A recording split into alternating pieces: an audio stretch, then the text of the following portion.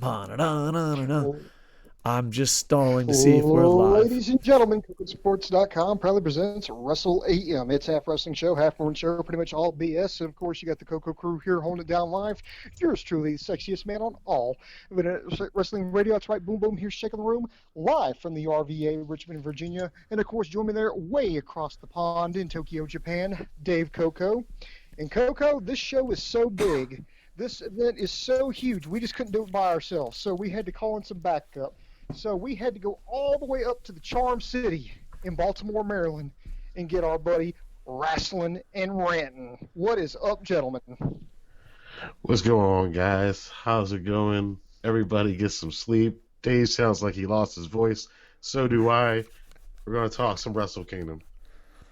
Oh, yeah, man. he got a little winded running from the cops because he tried to kiss Okada on the lips, and they're like, "Hey, you can't do that," and he's like, "Oh shit." Yeah, I did see that on Twitter. He was posting his photos, just having an orgasmic scream of Okada, Okada. It's true. But yeah, I had a lot of fun.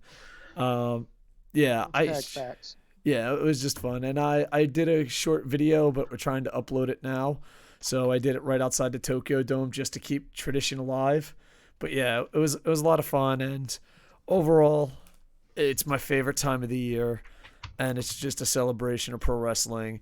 And I've been a New Japan fan before Wrestle Kingdom 1. I've been going to 1-4 before Wrestle Kingdom 1. I've been to double-digit Wrestle Kingdoms. I think I've only missed 2. And overall, it is my favorite time of the year. And, like, even watching it at the Tokyo Dome, I just felt proud. Like, I was sitting there with Bear Friend. It's their second one. And I was like, I remember going to Wrestle Kingdom, where I was the only foreigner there. I remember going to Wrestle Kingdom, and people were like, why are we still having this event? They've hit some hard times, and now that they're on top, and they're just, doing amazing things, and, they still have room to grow. But I felt a little bit romantic and a little bit nostalgic. I was like, man, look how much this has grown. And just as a fan, it always feels good. I don't care if it's entertainment, sports, if you were a fan of the team when they were in last place and they were in first place, that fan sound it's just fun to be there. It's fun to see AJ Styles wrestle in front of 10 people. It's fun to book Naito before he became a star. It's fun to see Kenny Omega and the Golden Lovers in front of 10 people and then see where they grow. It was just a I don't know. I was a little nostalgic, a little romantic tonight, and I'm really glad I got to go. So let's just start win, loss, or tie. It looked amazing. I gotta ask you, Coco. I watched it on New Japan World. I know Wrestling Rantin watched it on New Japan World. How did it look there? How did it feel there in person in the Tokyo Dome? It was really awesome. It was pretty packed. I don't know if you guys saw it, but at the end of the night, Okada did kind of call out the Japanese audience. Like, we have the best product in the world. Why aren't we selling out both nights at a Tokyo Dome? I saw that. And to kind of put some, since you brought it up here, the official attendance was 40,008 fans was the official attendance total. Now, from what I understand, and this is just, I don't know if this is New Japan spin or if this is actually legitimately what happened, but what I had heard was that today they had some seats that had opened up in the outfield, had opened up today, and some of those seats were still vacant.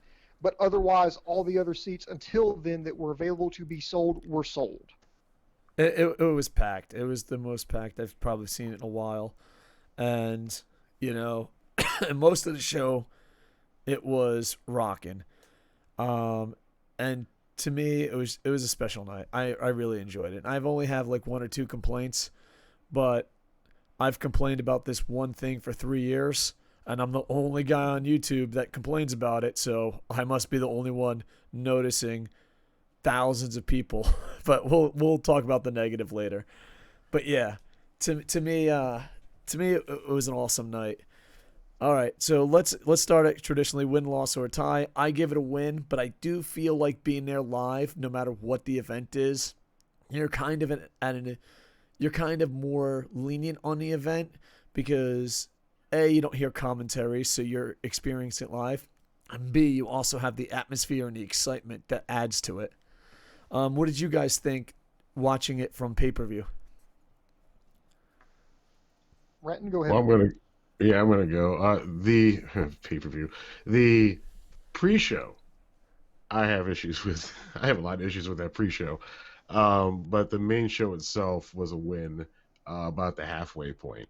But we have to talk about some of that stuff on that pre-show because, some of that stuff should not be happening at this stage in the game with them being an international company. Yeah, I'm not quite sure what you're talking about, so if you can go into detail more. Well, first off, so that the advertisement on New Japan World and everywhere else is that the show starts at 2 a.m. on the East Coast, whatever, West Coast, whatever time you're in, right? So 2 a.m. Comes. Everybody's like, all right, it's time to go. It's time to go. The little pre-screen plays, and then it goes back to the promotional loop. And we're all like, what happened? And then it's like, oh, the Stardom match is on. They're not putting the Stardom match on New Japan World because of TV rights and issues and everything else. And I'm like, oh, wait a minute. Somebody should have figured this out before, like just now. At 2 a.m., I log on. I want to see a show. And if you've got something, then you should not say at 2 a.m. the show's going to start. Or put that match on earlier than that. That was one issue. The second issue I had was related to the attendance thing. Unbelievable, and I've tweeted this out on Twitter, like, this is the worst thing since Matt Stryker outed the fact that Shinsuke and AJ were leaving at the end of their match on air. You got Gino, Kevin Kelly, and Chris Charlton talking about how New Japan has fudged the numbers for attendance in the past for like a good minute. Like, well, I think this time we're actually going to have a sellout. Like, in the past, like, they really weren't. So I'm like, y'all just said that on air to like the whole world. Okay, all right, well, yeah, those things, that kind of stuff, I think it just seems amateurish. And at this stage, again, they've been doing it. They've been going worldwide for a couple years now. That shouldn't be a thing. Yeah, see, I didn't know about that stuff. That's pretty insane, especially the start. And yeah, it just seems to me, especially most of the English-speaking commentary, especially if it's not the regular crew, they feel like they can just disrespect the product. And I feel that way. Like, even, it just seems every time there's like, we got someone new to do commentary, they're like, this ain't fucking, I don't know. It just seems, they always seem a bit disrespectful or just saying stupid stuff that they wouldn't say for any other company. Well, that shouldn't be an excuse with him because Gino's he's been on there since Don Callis stopped doing them back in, what was that, Dominion. Well, then he's kind of replaced Don Callis. And plus, Rocky Romero is on that team. He's sitting there with them, and I'm like, how are you not like nudging them and going, hey, maybe we shouldn't tell the fans that we've been lying to them the past 3 years about those sellouts? Yeah. And and again, the thing with Stardom, people just explained it to me, and I was like, I don't. And people are like, as you say, sometimes a lot of Western fans are very, very forgiving of anything that New Japan does wrong. Yeah. And I'm like, well, they said it was going to be advertised. It was approximately 2. I'm like, no. If you say something starts at 2 and people tune in at 2 and it's not on, that's a problem. Yeah, that's all I got to say about that. Boom. What did you think about it? First of all, I give the show a win. I think there was some minor stuff on commentary, nothing I'm really going to eat them alive for, at least stuff that you haven't already brought up. But no, it looked like a great atmosphere from where I was sitting. It actually started to look and feel like a Wrestle Kingdom again. So it was definitely a welcome change, and I can't wait to get into this show. All right, and we got a couple live comments. Every couple matches, boom, boom. Let's just stop and read some live comments. I guess since you guys didn't see the Stardom thing, it really was a surprise to the live audience too. So many people missed it because it started earlier than anyone expected. Everyone was in line. And then there was a tweet that basically said, hurry up and get inside the building because we're starting. and people were like, they just looked around. They're like, "Are you for real right now?" The merch line is crazy long. Lij and Liger were the top sellers by far, and the former WWE guys, there was no one in their lines. So I found that to be interesting. But overall, I remember just going, "When does this start, guys?" And people were like, "Oh, we got a while." I'm like, Twitter's telling us to get in there now. So I don't know what the deal is with the Stardom, but being there live was confusing too. There we showed up late, and it just seemed like, some people are busting Stardom's balls, especially me. But it just seemed like the crowd was just being respectful. They weren't over the top. They were just like, "Oh, this is interesting," light claps here and there. So overall, it was, pretty good. Yeah, I should mention in all of this that Mayu Iwatani and Arisa Hoshiki, they beat Hana and Julia. Apparently, Hana and Julia could not get this is according to the tweet from Jim Valley. It was like Hana and Julia could not get along, but I guess the good guys won that one. So I can't really tell you what happened because it just didn't make air. So Coco, I'm completely dependent on you. How was the match? How was it perceived or received by the fans, I should say? Everyone showed up late. Like no one. Everyone thought we still had like an hour. It was like, man, we got an hour till the show starts. We did. And yeah, but I don't know. I just feel like it was not out of place. It was just like, this is different. Let's be respectful. It wasn't like over the top crazy. It was just okay. And I don't know. I felt like instead of a pro wrestling event, it felt like a golf clap. Like, good for the ladies. Now, is there like good job. Is there like this huge chasm between like pro wrestling fans and Joshi fans? Like it's like two totally different worlds. I just see it as it's wrestling. It's just these competitors are women, so I really don't see there's that huge difference. But in Japan, is it perceived different? Like you can be a fan of Joshi, you could be a fan of pro wrestling, but you can't be a fan of both, or they just see them as two separate things. To me. As a guy living here, I feel like it's a WNBA and NBA. It's the same, but it's not. You know what I mean? So some people like it both. Some people like that. So it would be like, I guess, a female and a WNBA team being like, "Hey guys, can we be also part of the NBA finals?" It has that feel to it.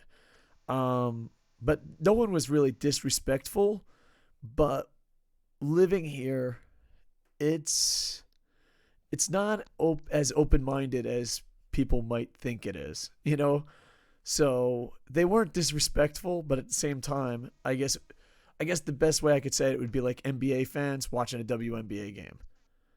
Like, oh, okay. That makes more sense. All right, so let's break it down match by match, and then every couple matches we'll go to the live comments, sir. Okay, pre-show match here, we had Togi Makabe and Tomoki Hama taking on with Yu Uemura and Yota Tsuji versus Alex Coughlin, Carl Fredericks, Clark Connors, and Toa Hanare. I'm going to be honest with you guys, I did not watch this match because it was just after 2 o'clock in the morning. I still hadn't got my fat ass out of bed yet. Rantin, did this one make air?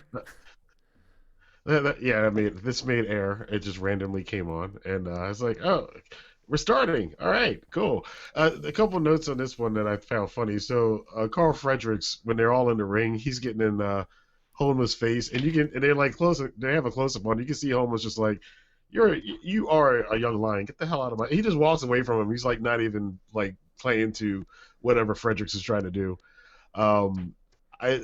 They're still playing up the Young Lions LA Dojo versus the Young Lions Tokyo Dojo thing, which is pretty interesting that I think that'll play in the future. I have said that this class from 2019 is probably half of these guys are over already, just being Young Lions. Mm-hmm. So I think they've got a very good class with this group of guys. These are Shibata's kids.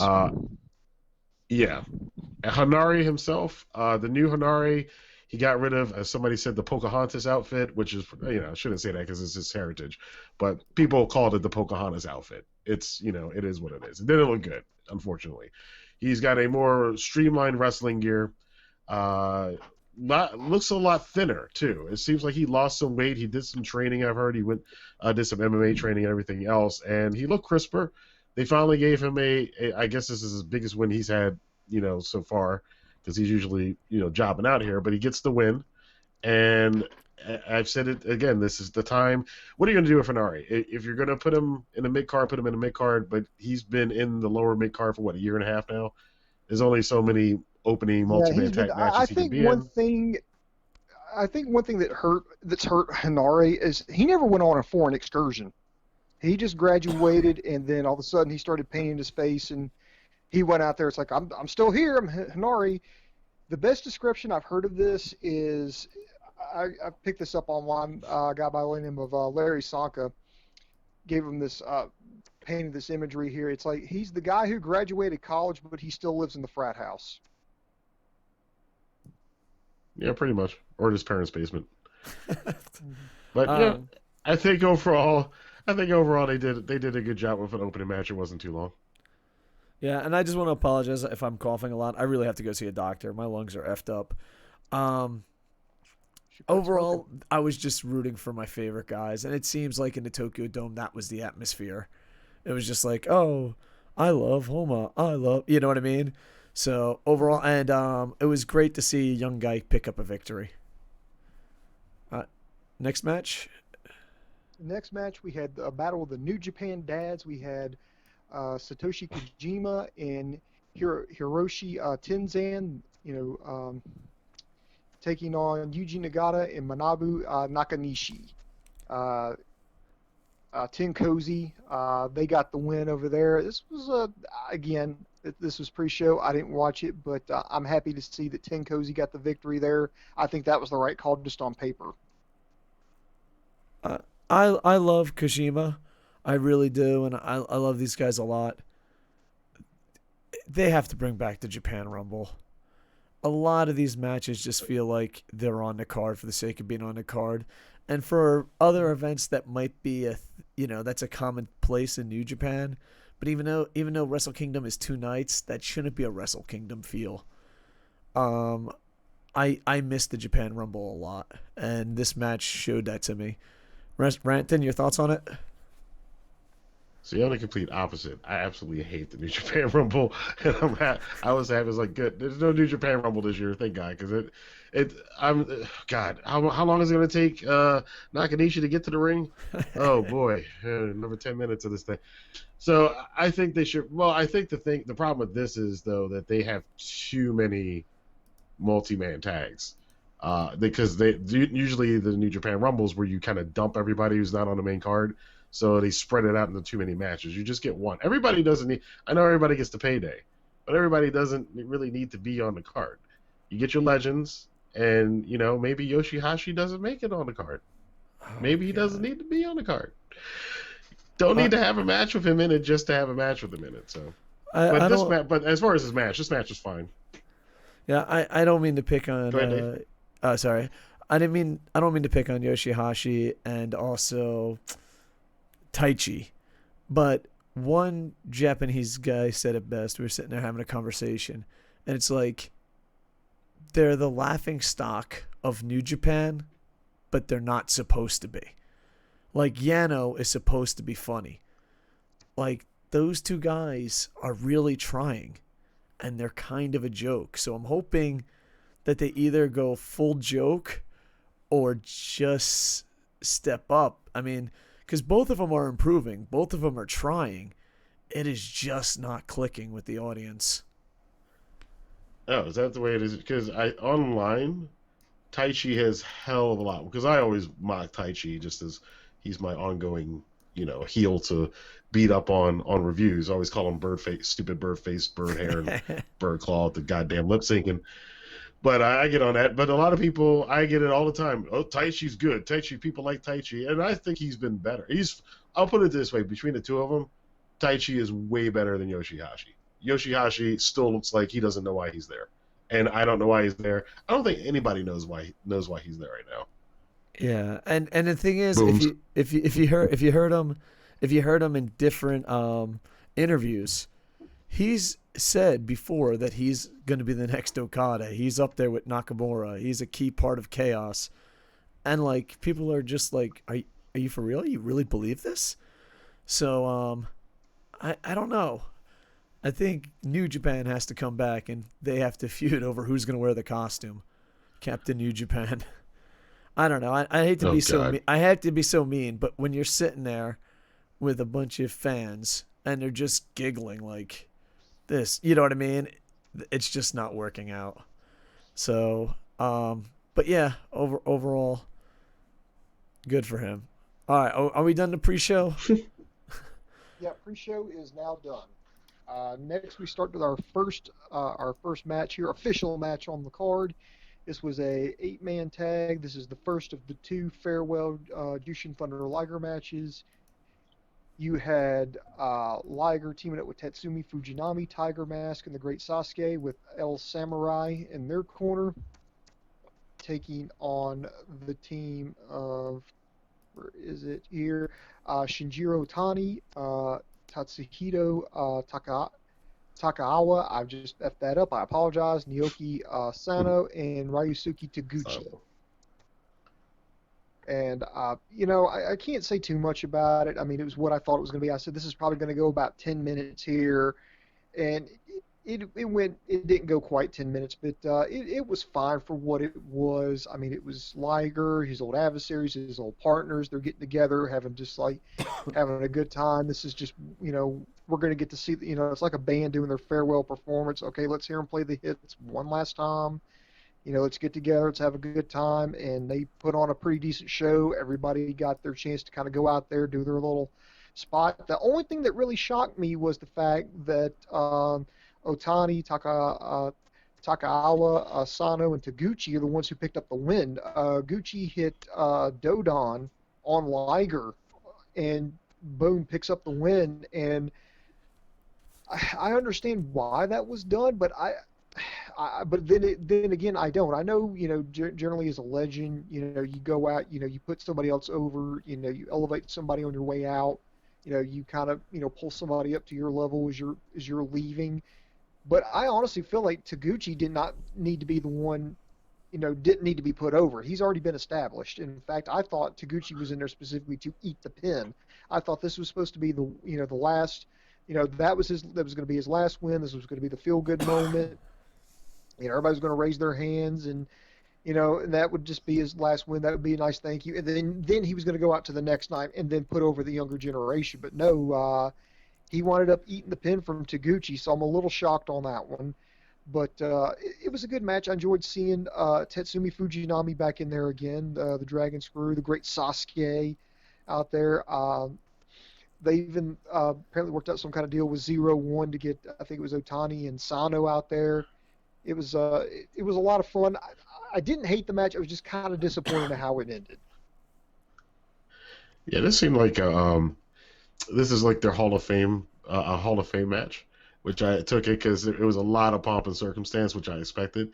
But what was cool to see, one of the cool things about this, especially talking on social media during this happening, is a lot of these guys are the guys that innovated and created a lot of the moves people see today. So you can say, that's the guy that actually made that move. That's the guy that actually, you see everybody doing this. That's the guy that actually invented that move. So that was part of the cool thing. For me personally, the first match I ever saw of Liger was him versus Akira Nogami. I think that was 91. Second match I ever saw, I got a tape, was that bloodbath with Liger and Sano. So it's just me seeing Sano again, and his old ass doing a tope suicida and almost killed himself. That was amazing. That was amazing. I dug that up, and I mean, the old ring announcer, I keep forgetting that guy's name, but the old ring announcer from back in the day, and them doing that old style of ring announcing when after the music's gone, everybody's in the ring and they do the whole, they announce everybody. I thought that was just like a nice they even cool had throwback. one of the former referees in there too. Yeah. So that all that stuff, I like that little. That's the way I would like the Legends matches to be, though. Is just if you're just going to do it in one match and do it that old style to kind of pay homage to it. And I mean, Taguchi's the only guy who's on the active roster, so I would not be surprised if that was Liger's call for Taguchi to go over on him, because that's how Liger is. But the last point about it, Dave should be happy. He got his Rudy Liger moment. I did get my Rudy Liger moment. I was completely happy, and I'd like to thank everyone on Twitter who mentioned it. Being there live was beyond emotional. You've seen full-grown men with tears in their eyes. First off, they showed the whole year recap, which I thought was done really well, and every entrance of all the wrestlers had something to do with Liger. It was just amazing, and like everyone in the Tokyo Dome, especially the older fans. You know, I've been watching Liger my whole life. Him and Muta were like the people that brought me into Japanese wrestling. His days in WCW, he's traveled the world. He did so many groundbreaking stuff. It's ridiculous. And unlike Tiger Mask, it's been the same guy. The mask hasn't been passed down. It was an emotional night, and that could have been a 1-star match. People had tears in their eyes and respect. And then, of course, Liger fucking put someone over his last, second to last match. They kept saying it last match. They're like, see his last match and tomorrow's match. And I'm like, how are we phrasing this? But it was an emotional fucking moment. And it was just like, and it was so funny too, because like young people are like, what's going on? And old people have tears in their eyes. So there was definitely a generation gap, like there was like, you saw the younger fans like, who the hell are all these old people? And then like the older fans have tears in their eyes. But yeah, it was really great. The only negative is I thought with Liger and all his friends, Liger would be put over, then get the Rudy moment. But of course, Liger didn't have that. I wish the Suzuki match happened here. I just wish. And not only that, but then you see the next match where Suzuki, it's like, come on. To me, this was amazing. And I'm going to crap on booking later. But to crap on booking, you also have to give him mad props. Everyone had fucking tears in their eyes. Everyone was fucking emotional. It was an emotional night. And I was like, dude, who the fuck's going to follow that up? And then LIJ is like, we're heels, but we're also cool. Like, I thought that was the perfect next step. You know what I mean? It got everyone out of, like, everyone was like, oh my God, Liger's gone. This is the fucking saddest, greatest thing ever, And then, bam, out of nowhere, they out of nowhere, they brought in LIJ, and it was just a smooth transition. So I will definitely not be giving props to all the smooth transitions because some of them were rocky as hell. But this was done really, really well. And it was really, really special. And I'm glad I got to be there. I got a Liger last year, and I'm going to be there tomorrow. And I don't know, me just being an older fan, I remember Liger in his prime. Like I was talking to someone, I went with someone, and they were in their 20s. And like they were like, I've never seen Liger in his prime. And I'm like, man, it was just an amazing athlete, for us older fans. A lot of the stuff that fans today love, Liger helped pave the way for that. So overall, really good. The only thing I wish we had that Suzuki moment at the Dome. That would have been really special. Yeah. Gotta give a shout out to Arby's too. Arby's with their Liger paper mache thing that they made up and posted, which was pretty freaking. I don't know if you guys saw that. And Arby's actually posted up a tribute to Liger. Crazy. Yeah, and I like the fact that a lot of people were thanking Liger. It was just so respectful and so great. And I hope more people end their careers like the way he did. So, man, this is such a crazy contrast from over here in the West. Kurt Angle at WrestleMania last year. Oh God, that's and how terrible that is. It's just crazy. Well, Go ahead on Booms. okay. Oh, go ahead. I just wanted to add something. Whoever's next. Good. Well, we'll let Booms go next. I just wanted to add this. The difference between New Japan and WWE, and I've stopped watching WWE, the big difference is New Japan tries and respects what they do. Like if someone's like, what's the difference between New Japan and WWE? They try and they respect what they do. That's it. That's the biggest difference. All right, Booms, hot tag to you. What's next? All right. Dave, keeping with the format, I think we got to take questions from the internet infantry. All right, I'm going to go through these quick. Interrupt me. Golden Star says, I know the feeling, Dave. I scream a lot too. Yeah, I'm losing my voice and coughing. It's a bad combination for a podcast. I just want to apologize ahead of time. Ibushi versus Okada, me versus Dave, awesome match. Pancake he's calling his shot. He says there's not going to be a double champ. Like, he doesn't know who's going to win, but he's thinking shenanigans, and there won't be a double. He's calling a shot. Pancake's the only one calling it, so if it happens, give him props. Kev is saying, I got a great feeling about Naito unifying tomorrow. He's basically has to. I mean, if not, just send him to WWE. Just send him to the retirement. Gonna have a Jericho moment. I listen to Japanese commentary, but I enjoy the show a lot, especially the last 3 matches. I still don't know which one I liked best. Dave, was the crowd too loud for the Stardom wrestlers? No. You know what? I kind of just wish that they never sent out that press release, because something I love became a fucking joke in one goddamn sentence. Way to go, Super Gaijins. Let's see. Dave, how was the line for LIJ gear? It was outrageous. I still like. This is gonna sound. This is Cake Eater first world problems.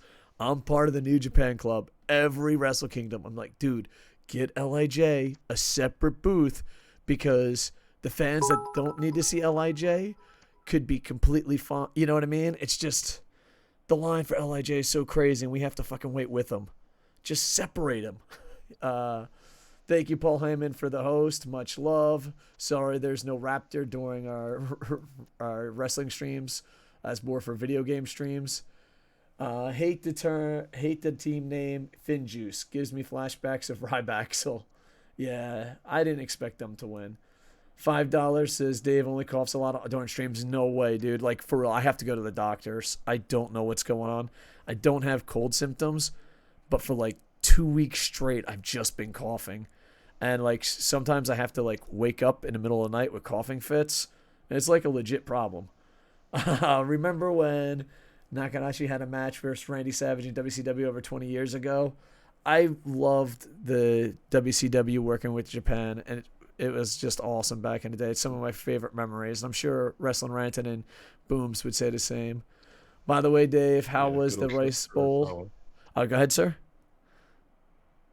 Did you say? Yeah, good old Kurosawa. I actually tweeted that last night that he was Kurosawa in WCW during the Monday Night Wars. Yeah. By the way, Dave, how was the Rice Bowl? Did you go? I didn't wind up going because I feel bad, because I love the Fujitsu Frontiers and I have season ticket holders, but like I don't like going to events by myself.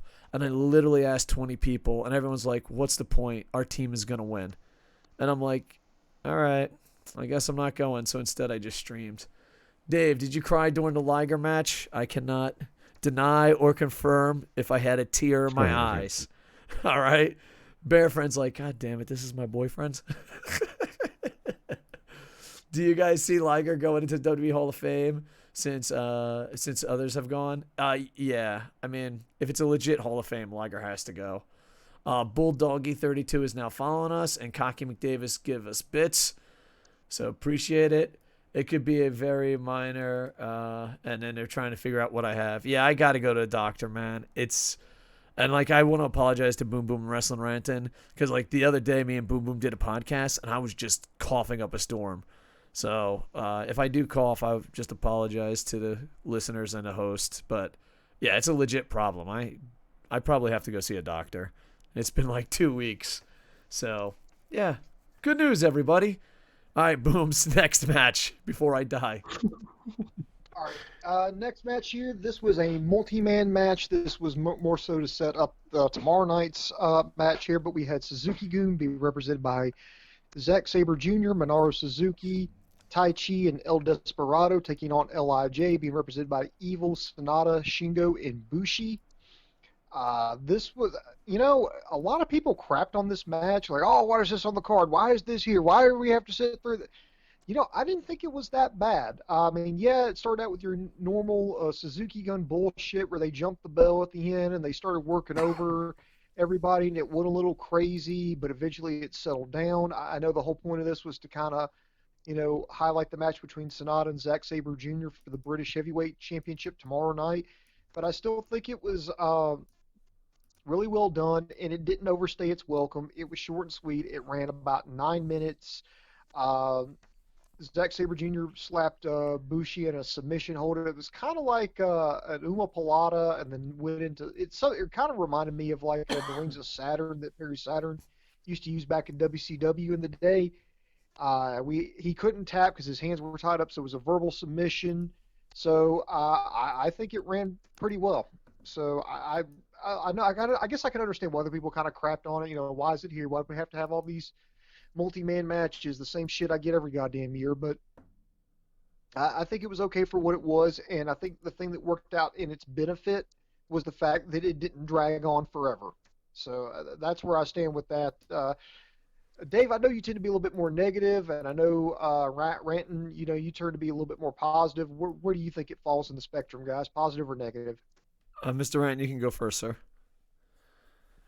I would disagree a little bit. I think the purpose of these matches is so everybody can get paid and on the card, and the excuse for it is to build for two matches that are going to happen the next night, which you don't need on this show because you've already the multi-man tag matches. I always like them because instead of having squash matches or the 50-50 booking crap we get over here, that's a good way to get guys to interact with each other and not have to eat a fall, not have the guys in the actual match take a pin or look weak. You don't need it here because we've already built up to these matches. So this one and the next one are just kind of filler matches that you really didn't need. That being said, what Booms did say, it was short, so it didn't overstay its welcome. But I just I probably in this case would rather them have not done this one and the next one because again they weren't needed. I also was a little upset. I still kind of defend it. I just think I mean I can understand everybody's arguments either way. I can totally understand that, and I feel like you got to do some stuff. But I think you kind of have this to get more people on the card. You have faction versus faction action. Haha, say that 3 times really fast. I think another thing that could save them is if they take people like with New Year's Dash, and hopefully I'm not skipping too far ahead, but one of my gripes with New Year's Dash is it's just nothing but multi-man, and I'm thinking, well, why can't you take these guys who were just part of these multi-man matches at Wrestle Kingdom and put them in singles matches at New Year's Dash, so it kind of evens out, so people like Ibushi, Naito, Okada, Ospreay, all these people who practically just killed themselves at Wrestle Kingdom, you could put them in a multi-man match, and then they just do 30 seconds to a minute and whatever, and let other people take up the slack. Whereas people like Shingo Takagi, who's an excellent single star, by the way, but just nothing single on the card, he can have his singles match at New Year's Dash, so that whole card doesn't feel like a waste. It feels like, okay, the guys who didn't get the singles match at Kingdom, they could at least start the new year off on the right foot at New Year's Dash.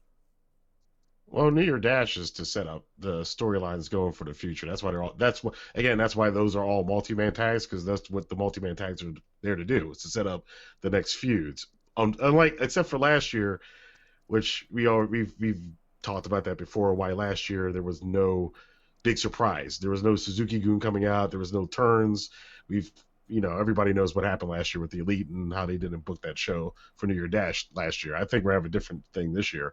I just think that my point is that if this match and the next match were not on the show, would it matter at all to the Sanada Zack Sabre Jr. match or the Kenta match with Hirooki Goto? I don't think anybody would miss it.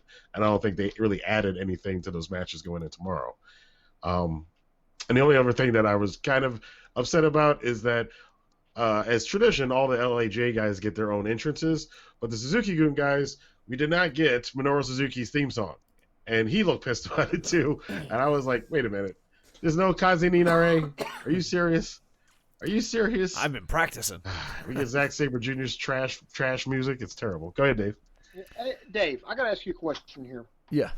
What was the reception like for Minoru Suzuki? Because I've been hearing the same rumors you guys are hearing, that Suzuki may be on his way out of the company.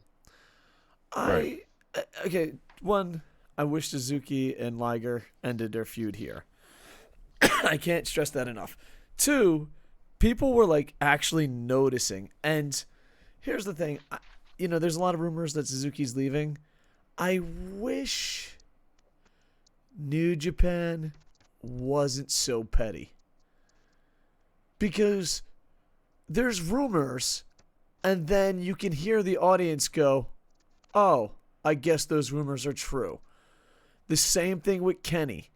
Like, there's rumors like, oh, Kenny Omega and Elite are leaving. Really? You think so? Like, I'm saying the guys that ain't super hooked to their internet. The guys that are just like at the bar talking wrestling. They're passionate fans, but they're not nerds like us. And every time you can actually like hear it, you're like, oh, dude, I heard Kenny's leaving. Really? Nah. Oh man, they disrespected him. I guess he's leaving. And then the same thing with Suzuki. It was like Omega all over again. You could like hear it through the arena. Like, you hear Suzuki's leaving? Oh, they just disrespected him. I guess he's gone. It's like, even if they're leaving, don't show them signs of disrespect, because you instantly hear the Japanese audience going, oh, I guess he's gone. And even if that's not true, which, by the way, mostly every year it is true, fucking just book the event the way you would book it, and then adjust. You're the assholes with the 1-year contract policy. You're the assholes that are petty. You're really ruining a great experience. Suzuki and Liger, if that finish they had was at the Tokyo Dome, dude, not a dry eye. Don't ruin special things because you're petty. You were petty with Omega. You're being petty with Suzuki. And to me, it was very noticeable by the crowd. It was just noticeable. And it just sucks. Overall, the match, what it was, and I agree with Wrestling Rantin, they shouldn't be building up storylines at Wrestle Kingdom. So, to me, I enjoyed it a lot. They really put Zack Sabre Jr. over, and I'm looking forward to the match tomorrow. But I didn't need this match for me to look forward to that match. All right. The next one, we could say a lot of the same thing. So, boom, boom. Just go through the results real quick. Copy and paste answer. Yeah, it was just pretty much copy and paste here. It was Chaos versus Bullet Club. Boom, are you on the other side of the room? Yeah, Booms, your volume dropped a lot, buddy. Boom, we can't hear you. Oh, sorry. We had Chaos versus Bullet Club. We had Yoshihashi, Toru Yano, Tomohiro Ishii, and Goto taking on Chase Owens, Yujiro Takahashi, Bad Luck Fale, and Kenta. This is mainly to highlight the match tomorrow night between Goto and Kenta. Nothing too much about this. I will say this: it was awesome to see Ishii suplex Fale. That I got to admit that was fucking cool. But yeah, it got a huge pop at the Dome. Yeah, Chaos picks up the win when Goto hits the Ushigoroshi and then connected with the GTR on Yujiro Takahashi. Chaos beats Bullet Club. I mean, it was an okay match. I mean, I think its only saving grace was the fact that it did not run long. It was just like, oh, well, shit, it's over. Okay, I really didn't hate this match. Okay, good. They didn't drag out this bullshit. They kept things moving along. Rantin, your thoughts? Yeah, pretty much the same as the last match. Although I enjoy this one better because you have the guys that are good at making the multi-man type matches fun, and In this case, like you mentioned with Fale, who will always take a big bump from somebody to put him over. And Ishii doing that suplex spot that every time they do it, it always looks awesome. You never get tired of it because you never know if Ishii's going to be able to pull it off or not. And Yano is just, I mean, this is his bread and butter. He's probably the smartest guy in the entire company because he takes the least damage and, can just do his shtick. And to me, I know people hate him. Some people hate him. Some people love him. I always fight him. He always cracks me up. Him slapping Fale in the back of the head. Excuse me, last night. Stuff like that just cracks me up. I don't know. Something about him. His stupid face. He just makes me laugh. But again, the end result, though, did you really need it to set up Kenta and Goto? Not really. So, yeah. I enjoyed it. I like Goto, Kenta. We were having a conversation, dude. The Japanese, the live audience loves Yano. Yano is beloved, and he just brings a smile to everyone's heart. Yoshihashi By the way, is he legitimately selling all those products that he's a salesman, sir. He's a salesman. I mean, yes, what all is he? I mean, he's selling instant ramen or something. What all is he selling? He sells a lot of. He's got the curry. Yeah, go ahead, Rantin. As I was about to say, because I bought one. He's got the curry, and does he have a restaurant? He's got a restaurant, doesn't he? Yeah, he's kind of a food celebrity. So yeah, and he's beloved, and he's a salesman. Go ahead, sir. I say, does Yano actually cook, or does he just own the restaurant? Like he just said, I like food, so I bought a restaurant. Now, this is my restaurant, but he doesn't actually like cook. You see that man's body? You see that man's body? He likes to eat. Come on now. Good old Yano. These are the conversations that we were having in our neck of the woods. Why doesn't Yoshihashi quit? That was a legit conversation. And a legit conversation was, someone went, which one's Yoshihashi? And they're like, look up on the apron. Do you know who everyone else is? Yeah, the one you don't know is Yoshihashi. It was mean. And I was just thinking, like in New Japan, the fans can be kind of harsh on athletes. A lot of people don't remember they were a little harsh on AJ Styles. I mean, if you could be harsh on AJ Styles, you could be harsh on anyone.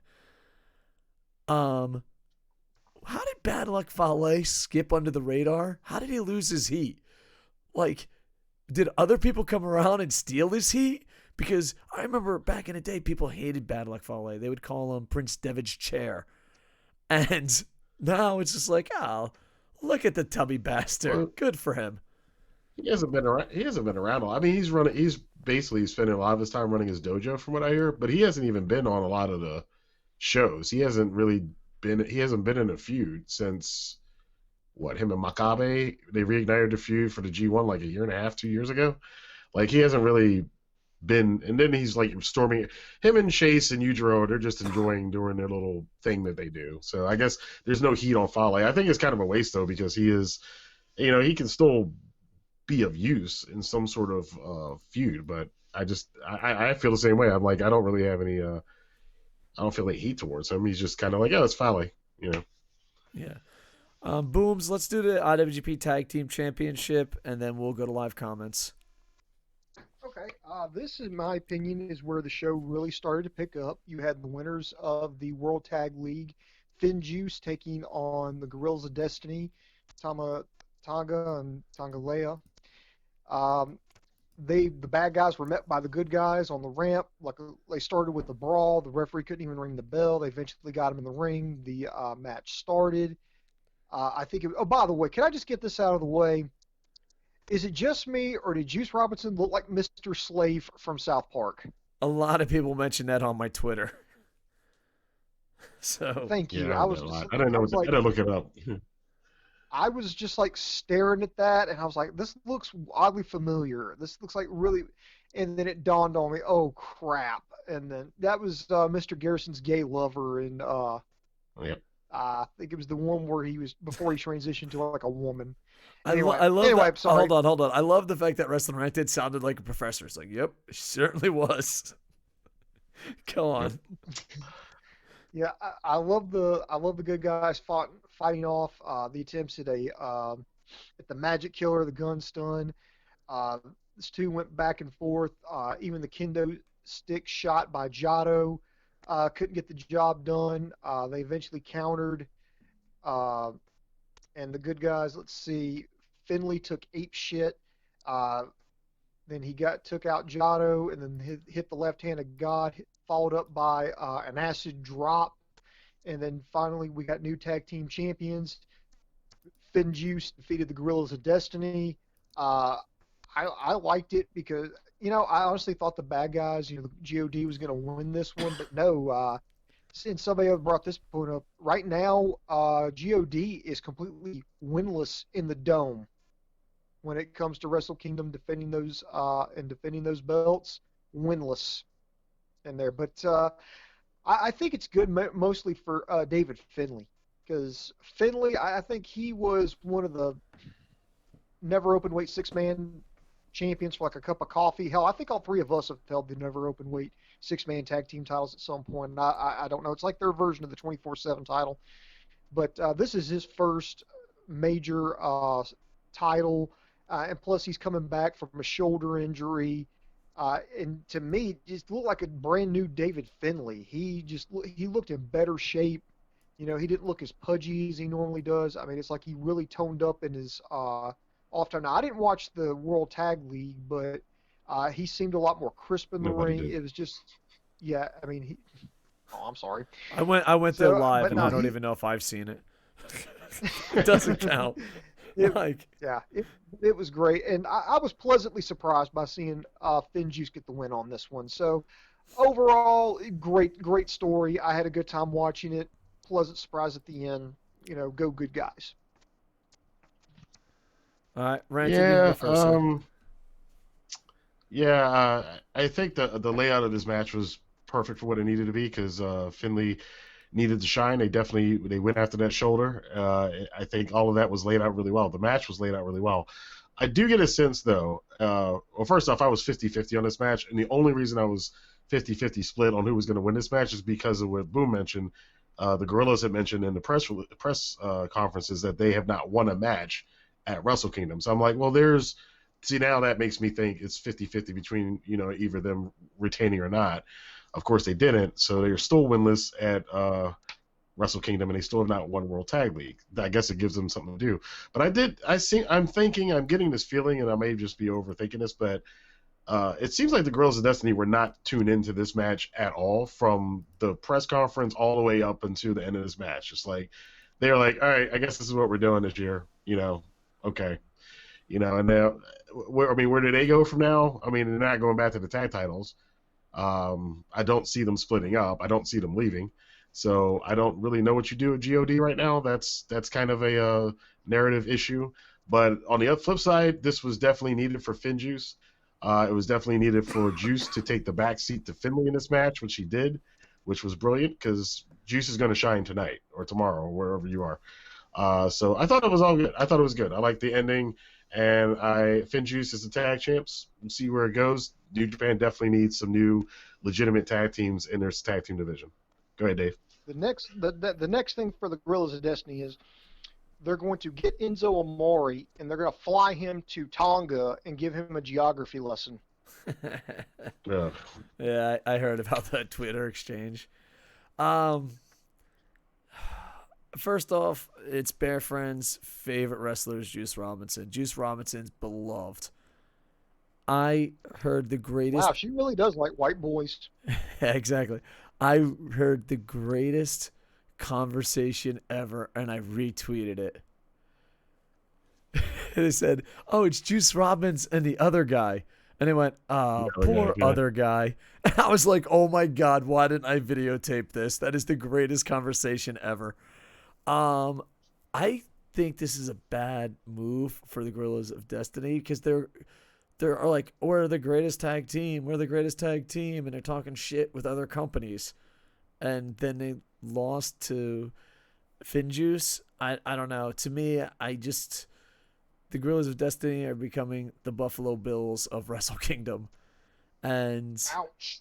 I don't think they deserve it. I really don't. Like, how are you going to go on Twitter and be like, we're better than the Briscoes? Didn't you motherfuckers just lose to Finjuice? You know what I mean? And it seems like they're having more passion on their Twitter wars than the Wrestle Kingdom opponents, and that's a bit scary. Well, they actually have opponents. They actually have opponents on Twitter as opposed to Wrestle Kingdom. That is true. Oh, it hurts. That hurts. You give yourself a Barry Horowitz wrestling Rantin. I don't know. I was happy for them, and I was happy for the audience, but this is definitely a Batman and Robin situation. And I thought it was cool that they laid on the mat and they like recreated a trophy. And I'm glad that the world, like, I'm trying to get the positives out of the way because I'm kind of in a negative mood about this match, but I'm kind of glad the World Tag League guys did win because, man, does that tournament feel worthless. It just, I go there every year. You said this last time.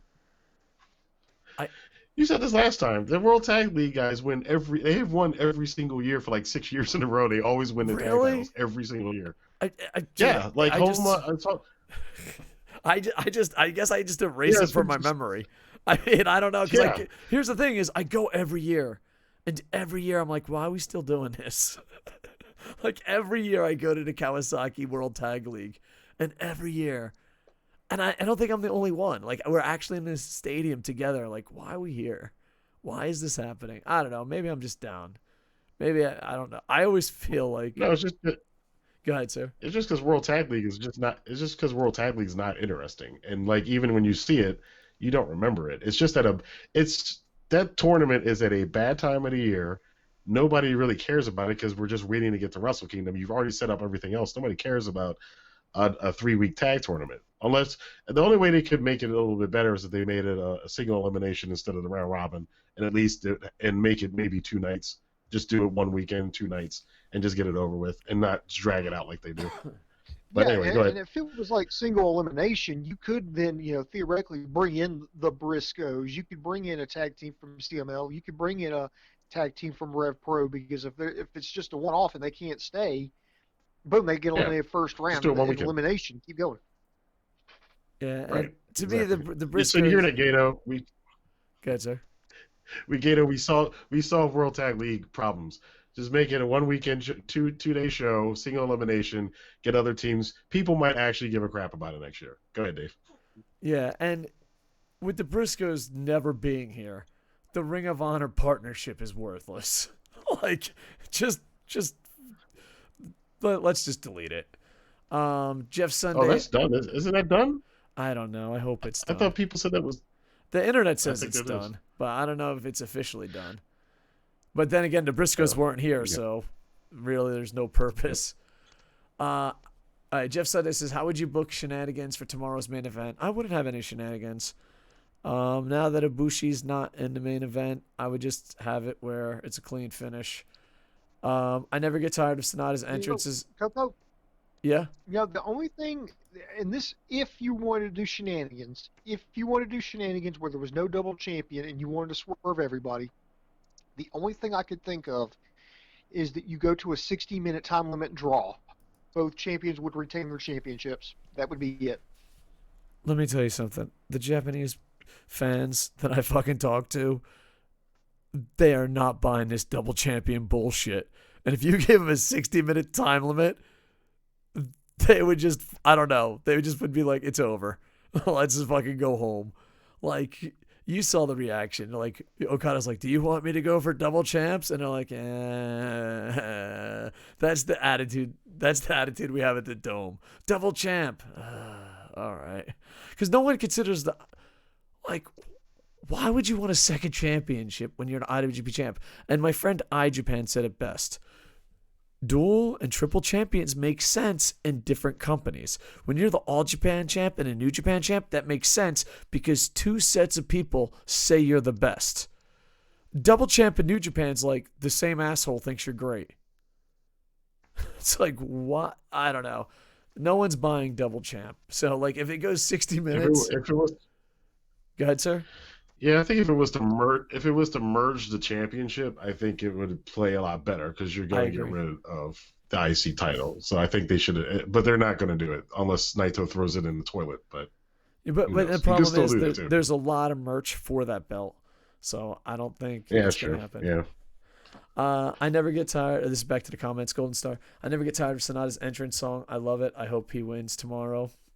Yeah, he, and Wrestling Rantin, Boom Boom, and others can tell you how much I fucking hate long-term booking because not everyone, but a lot of fans outside of Japan, no matter what happens, they're like, oh, Goto fucking slipped on shit, broke his fucking neck, and fucking fell in a toilet. Long-term booking, this is going to work out.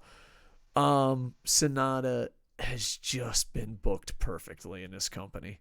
Just perfectly. So I look forward to where he's going. Why? Because they didn't give him too much too quick. Exactly. Where's the bunny girl this year? Where was she? She was there with a tattoo. She was there. Yeah, Peter was there. Peter was there. Part of me thinks Can't forget Dave that ass. was the only guy in the Tokyo Dome cheering for Kenta. That's a possibility. He's got heel heat, but the correct heel heat. I was bummed about no Kazina and Nere. I was fully expected to hear Dave in the crowd sing it too perfectly. My Japanese is horrible. Boom Boom's forgot to turn his head while reading his sheet. Kev is fucking beating you up, Boom Boom. He's on you. He's on you, Booms. I can't have fucking notes. No notes for you. You cannot have fucking notes to talk about, review the thing you just watched. How dare you?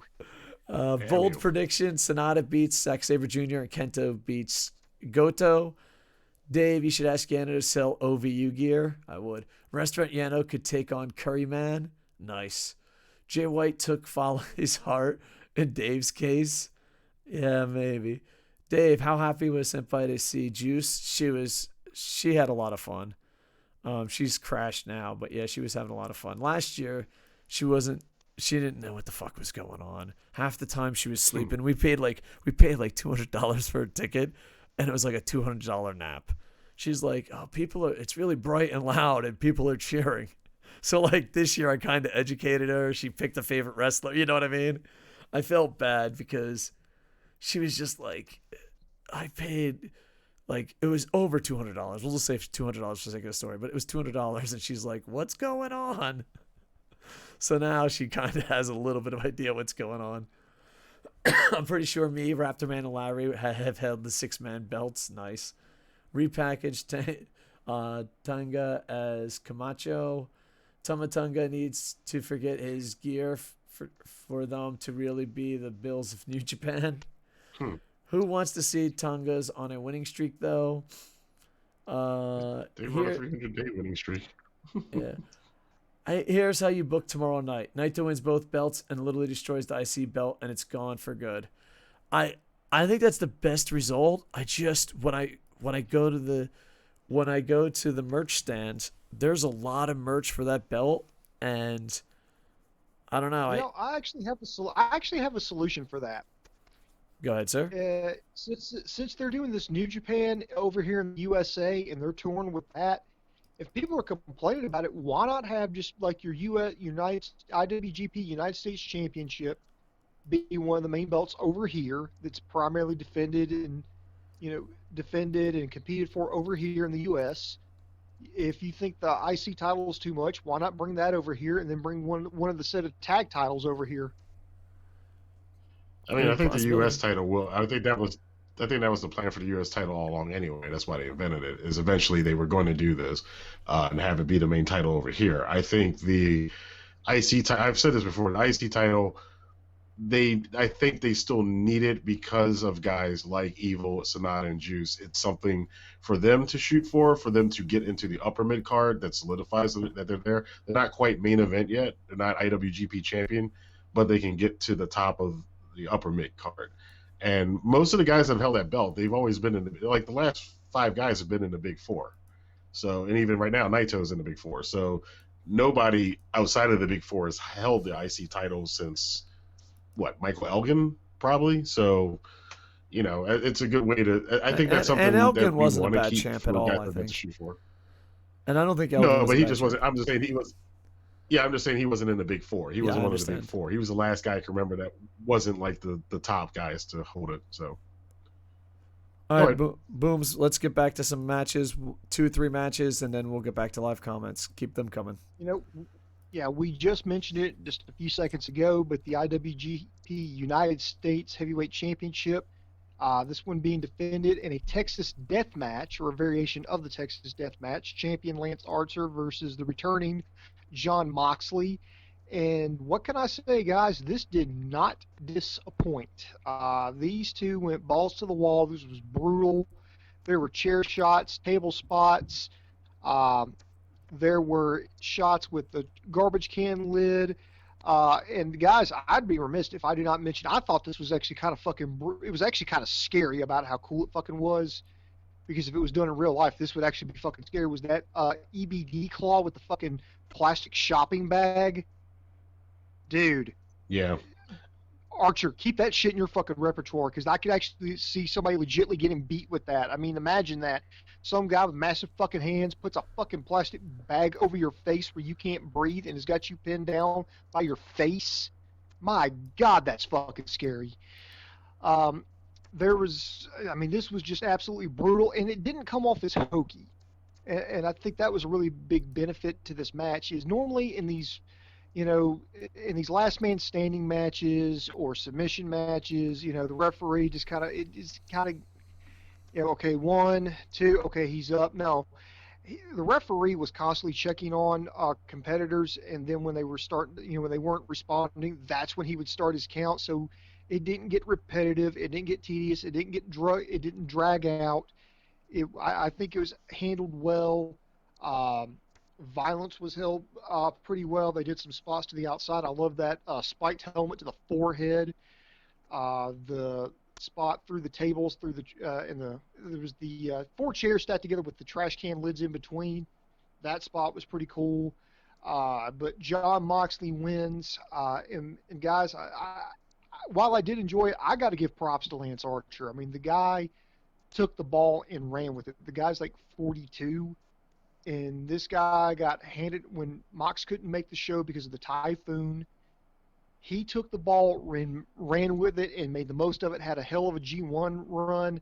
So, I mean, this guy is just like, where the hell has this guy been the whole time? He has been absolutely amazing. So, just props to both guys all around.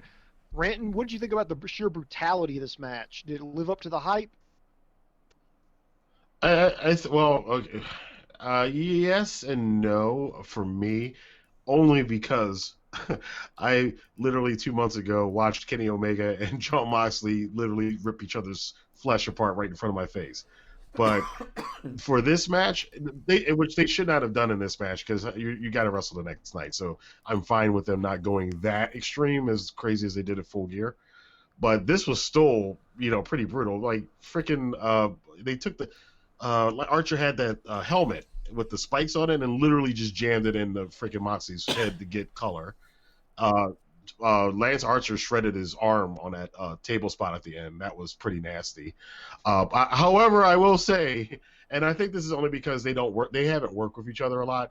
There were some noticeable botches. Like there was Archer had missed he messed up like a choke slam at one point, and Moxley was giving some of those Dark Order knees to Archer. You could just see it, like these knees are like 6 inches from Archer. I'm like, oh wow, really? Cameraman, move the camera. We can see that those are not hitting. He flipped and Archer slipped off the top rope. There was one botch that I didn't know. Yeah. It was he was going to do the walk the top rope, but he slipped down, and Mox had the kendo stick in his hand, and he just went with it, and instead of trying to grab his hand. Yeah, he saved it. Back no, he just started clocking him with the kendo stick, and they just moved to the next set.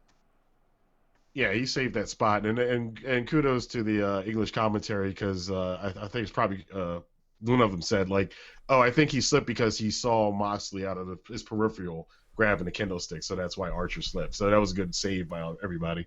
Oh, but overall, yeah, I think I love when commentary makes a save like that. I really do. Yeah. It was pretty good. That was one of the good. And I will say too, up until this point on the commentary, they had been just goofing off for the entire show, and from here on, then they actually got serious. And I think everybody will notice that. I think Gino even said, "Man, this commentary booth's a little ha-ha tonight," and it was for like the first half of the show. But they got serious from this match on. But overall, I feel bad for Renee Young because she flew over there and had to watch this. And she hates seeing Moxley in these matches. So sorry, Renee. But I thought this was a good thing. Moxley got on the mic after the match too, and I thought he was about to say, "Hey, Juice, let's just do it right now." But they are going to do it tonight, tomorrow, depending where you are. And that's. I guess we get to predictions about tonight later on. But that's now. I don't know how I feel about that. But I guess we'll talk about that later. Dave, what did you think about this match? I have mixed feelings, and I think the reason I have mixed feelings is because of the Omega match. I wouldn't have booked a Texas Death Match after knowing what Omega and him did. I just wouldn't, because it's not fair, but fans are going to compare. So I think I would have just made it a match that turned hardcore. I don't think I would advertise it as a Texas Death Match. Overall, I really did enjoy it. It was a bit sloppy, and I'm starting to have mixed feelings on Jon Moxley. And this is more a strong opinion on AEW, but it also New Japan a little bit. Yeah, he's anti-WWE. Yeah, he got out of WWE. But to me, it looks like a WWE guy's beating all the guys we love. And that is a very TNA thing. I think companies need to start booking more like Paul Heyman. Stone Cold put over fucking someone leaving. Brian Pillman got some victories, but they weren't against Rob Van Dam and Taz. I think we need more ECW booking and less TNA booking. I mean, Moxley's the baddest person in the world. You're trying to convert WWE fans. Well, according to them, they're like, oh, that's the guy who quit on the company. Let's see how he's undefeated. Well, fuck the other. I don't know. I think we need more ECW and Paul Heyman booking. I was rooting for Archer. And what's that? You go ahead and finish.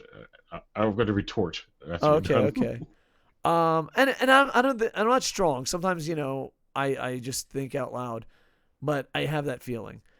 With that said, to me, I was rooting for Lance Archer. I enjoyed this match. I enjoyed the promo. It did feel like he was going to call him out right now. And I'm glad that they're doing the Juice match tonight or tomorrow, tonight for us.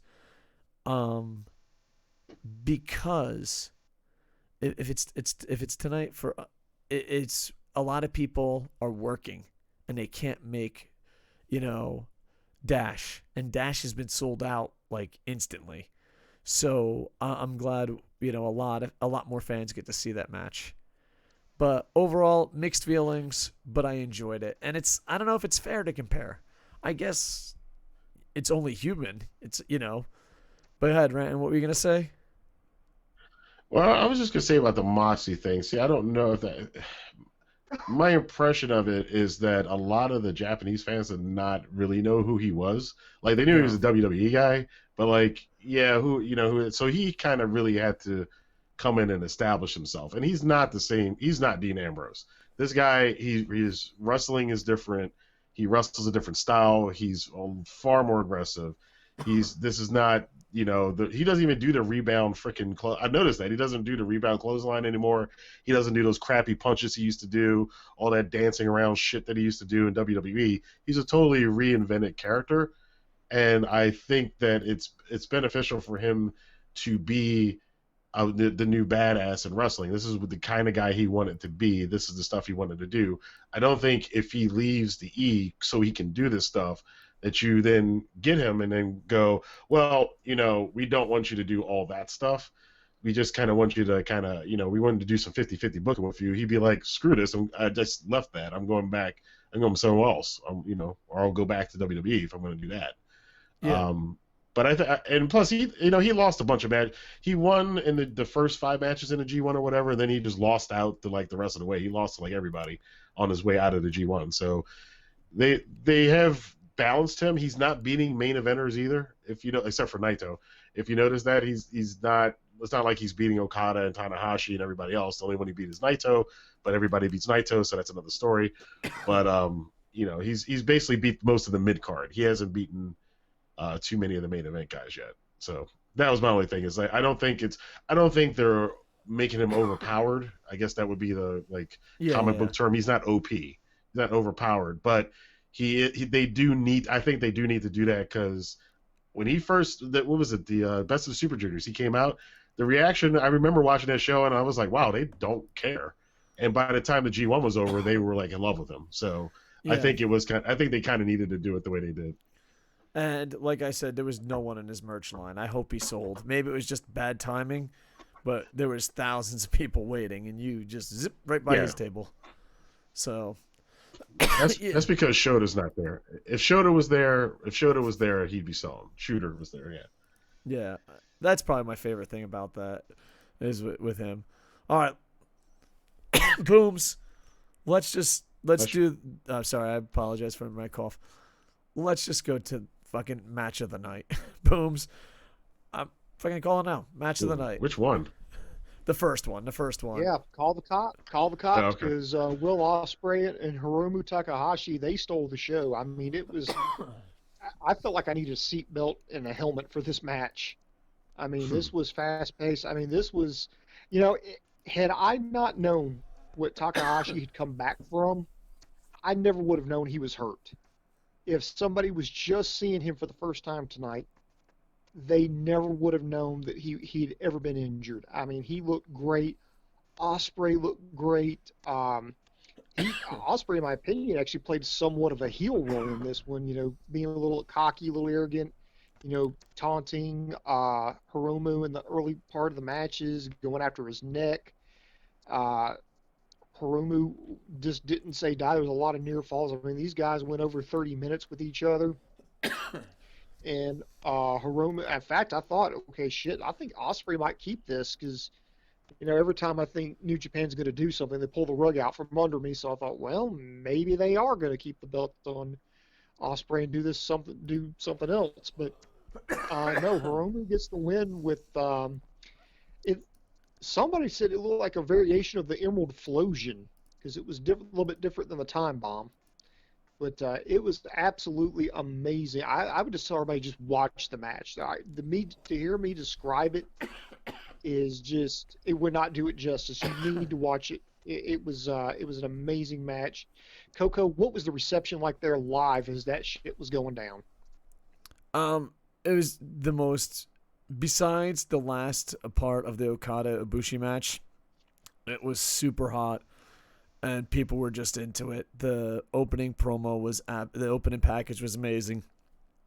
And it was just fast paced. And, I think, I'm sorry, I'm dying.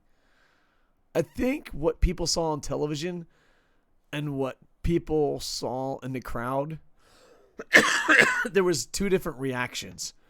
Like, been seeing on Twitter, everyone's like, oh, the fucking 3 matches of the night, 4 matches of the night. No, this was the match of the night. It was hot. It was amazing. People bought into everything. The spots were there. And I do find it interesting that what people saw there live didn't match up with what I was reading on Twitter. But live, this was by far match of the night. And people were just going crazy. And it was the perfect result. And Will Ospreay, I'll tell you what they were chanting on the floor of the Tokyo Dome, Top Gaijin. That's what they were chanting. So I don't know if that's a bit racist, but that's what they were chanting. I think this was booked perfectly, wrestled perfectly, and I put it over like $1 million fucking dollars. Hot tag to you, Rantin. Well, this is what we're here for. We are here for the work rate. We are here for the work rate. So this one, I absolutely love this match. It's between this one and another match later on that they're two different matches, but like for me, it's like both of them kind of were match of the night for me in different ways. This one was crazy because I don't know what the hell. There was that one sequence they had, like I think about 5 or 10 minutes in, where like Ospreay goes out the ring. Hiromu's going. Oh, he does a dive. Hiromu avoids the dive, goes to German him. Ospreay flips over, goes back in. Hiromu flips him back in the ring. Ospreay runs across, leaves back out in the ring. I'm like, what? Do you guys believe in gravity? It's a thing. You can. It's okay to come to the earth every once in a while. I have never seen that before. That is like the craziest sequence I've ever seen before. Absolutely amazing and stunning. I also did not realize how much of Will Ospreay's offense is targeted on the neck, because again, we all know Hiromu's neck was broken, and every single move Ospreay has, I'm like, that hurts the neck. That hurts the neck. That hurts the neck. I did see that he did pull some of his punches though, because he did like one of the drop kicks he kind of missed, because you could kind of tell he was pulling back on it a little bit. The hidden blade he didn't pull back on at all though. That was nasty. That was just, I don't know if Dave, if you saw this in the arena, if it came across the same way, but on TV they had the camera where you're seeing Hiromu on his knees and Ospreay's behind him, and Ospreay just kind of comes crashing into your screen with the hidden blade, and you hear that right as he does it. That shit was nasty. I was like, that must have hurt big time. But I loved it. The false finishes, they got me twice on this one, because usually I'm good at spotting whether or not they're going to do it. They got me twice. I thought the match was over and it didn't. But Hiromu has his new move. It looks nasty. I don't want to see too many people do that move, because that is potential for some disaster in the future. We need to stop killing each other on the neck. But it's what these guys do. I'm just glad everybody's safe. They got out of it alive. Hiromu's the new champ. And yeah, Ospreay for me has been a Gaijin ace since basically Best of the Super Juniors. So the fact that everybody's kind of, we've all come around to it now. Ospreay is the Gaijin ace, and it's hands down. So that's what I thought of the match. It was pretty cool. I liked it. It's this 1A, 1B with another match later on tonight for best match for me. All right. Booms, I'm going to go to the live comments, and then we'll do the main events. And then after that, we'll go to live comments, predictions, live comments, wrap it up. Sound cool? Okay. Let me see. And Rantin, thanks for being here, brother. Right. Let me see. Here's how you booked. Oh, we already read that one. Dave, finally got to see a Big Japan match after getting ripped off of that one time. Yeah, dude, I was hustled by just a chubby, cute little old Japanese lady. Hustled. But that's another story for another day. Then which belt becomes the second belt? The IC belt will always be the fucking second belt. I don't know. I'm so romantic against the IWGP title, the world title, the heavyweight title, that like I just fucking believe Okada is a shoot. Like, why would this motherfucker even bother with that title? I don't know. I don't know. It's not even a contest. The IC title is the second by like a zillion times. If they said you can have the IWGP heavyweight title for one day or the IC title for 12 years, that one day is more special. Archer watched that one show where Terry Funk did the plastic bag spot to Ric Flair. I'm still fairly certain that John Moxley broke out of prison and killed Dean Ambrose, his weaker twin brother, and took his place. We got to make that canon. Ospreay is just fucking incredible. That one spot with Suzuki special outside the ring, then back in, that back out nearly made me fall out of my chair. Dude, that was fucking magical. Ospreay should be built up to take Jay's spot. Yeah, without a doubt. I mean, but I've been tooting that horn forever. Can I go first on this one? Because yeah, go right ahead. 3 years straight. I mean, I stopped watching WWE because Roman Reigns broke me, and it's not even Roman Reigns' fault. It's just you got to give up hope. And I was like, when John Cena leaves, it'll be better, and it wasn't. So I just done watching WWE. Like, people ask me about WWE all the time. Like, I don't know, I don't watch. I'm that way with Jay White. This motherfucker kills the Tokyo Dome every fucking year. It's utterly ridiculous. It's got to the point now I don't even want to critique his matches. At the G1 finals, he was amazing. Okada, Madison Square Garden, passable. But he fucking fails at the Kingdom shows. And maybe on television this was a lot better. This was the ultimate piss break match. No one fucking cared. Not a fucking soul. And someone said it best. They were booing him because he kept rolling out of the ring. And fucking some Japanese guy in perfect fucking English. Japanese guys don't heckle. Of course. Japanese said it best. That is the only way you can get a reaction. I did not enjoy it, but it's got to the point where now my review is, it's not my cup of tea. If you enjoyed it, that's you. I did not. And I don't want to be the guy that keeps... Because the G1 was amazing. I mean, he's in shape. There's the most positive thing. Good God, is he in shape. Everything else, it's not my cup of tea. There. I've said my piece. Booms to you. Well, to me, of course, we're talking about the match for the IWGP Intercontinental Championship. Jay White defending against Tetsuya Naito. Some people kind of crapped on this. The match wasn't that great. I didn't think it was bad. I enjoyed it, actually. I got nervous a couple of spots in there. Because it's not that I hate Jay White like Dave Coco does. I just really, really like Naito, and I really wanted to see him win. And I guess maybe that's a good sign right there that I'm really cheering and pulling for, a character. There were some spots I thought, well, when he locked him in that Tanahashi tap out, that inverted figure four, I thought, well, maybe they could have him pass out in that.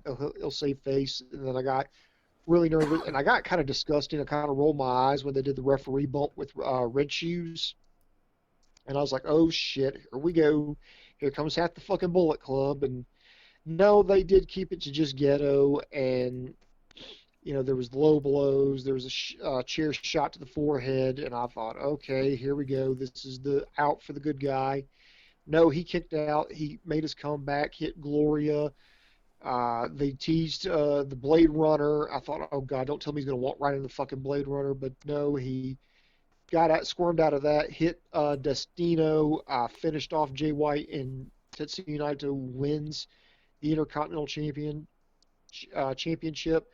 Yeah, I do think it was a little long, but I don't think it was as bad as some people are making it out to be. I was entertained by it. I was glued to my TV on that one because, again, I really wanted Naito to win. And I thought, well, are they going to screw him out of it this year? How are they going to screw him out of it this year? Are they going to screw him out of it this year? And luckily, I was pleasantly surprised that he gets the win. Otherwise, we're going to have to spread out the hashtag Hugalos. So I enjoyed it. Now, Rantin, are you hearing the same things I was hearing? Or, did you enjoy it? Or am I just being biased? I really enjoyed the match, but I don't think other people, from what I'm reading, weren't as high on it as I was. People get... This is just the thing with me and some people. Sometimes people get bugs up their asses about everything being the same. And also you have to give the match that it followed and the match that it was coming up before. A lot of people tend to do match comparisons like that, and Jay White and Naito is not going to be like Hiromu and Will Ospreay. So coming after that match, this is a different tone. But the tone that it was, this is a character building match. The whole point of this match is we all know that everybody is worried that Naito is going to lose. Naito, in his promos and that interview and all this stuff, he looks like the saddest dude in the world carrying around that baseball bat. Like, I was going to quit. My knees are busted up. They sold it. They told that story throughout the whole freaking weekend so far. Like, Naito's just at the end of his rope. If he doesn't do it now, he's done, And then you got Jay White, who's just a giant asshole. And the whole thing is that he's supposed to be doing his heel stuff, and, he's going to do his heel stuff. He's going to cheat. Gato's going to do his bullshit, whatever. I think it was a good match for what it was. The only thing I think is it was probably 10 minutes too long. I think you could have done this match in about 15 minutes, and it would have been a lot better. They just dragged it out a little bit too long. I'm not sure why they did that, but it is what it is. But as a character match and not a high spot match. Maybe, but I would have. If you know that, see, this is the problem with that. If you know that this match is not going to be, tit for tat, two of the best going against each other, or if it's not going to be a high spot thing, if this is just basically character, we like that character, and then this other character we don't like, and we're afraid that the character we do like is not going to win. because we have all this history with them, with both of those characters, one winning when we don't want them to win, and the other one not winning when we do want them to win. Just work with that, and you don't need to do that for 25 minutes. You can do that in 15 minutes and get it done.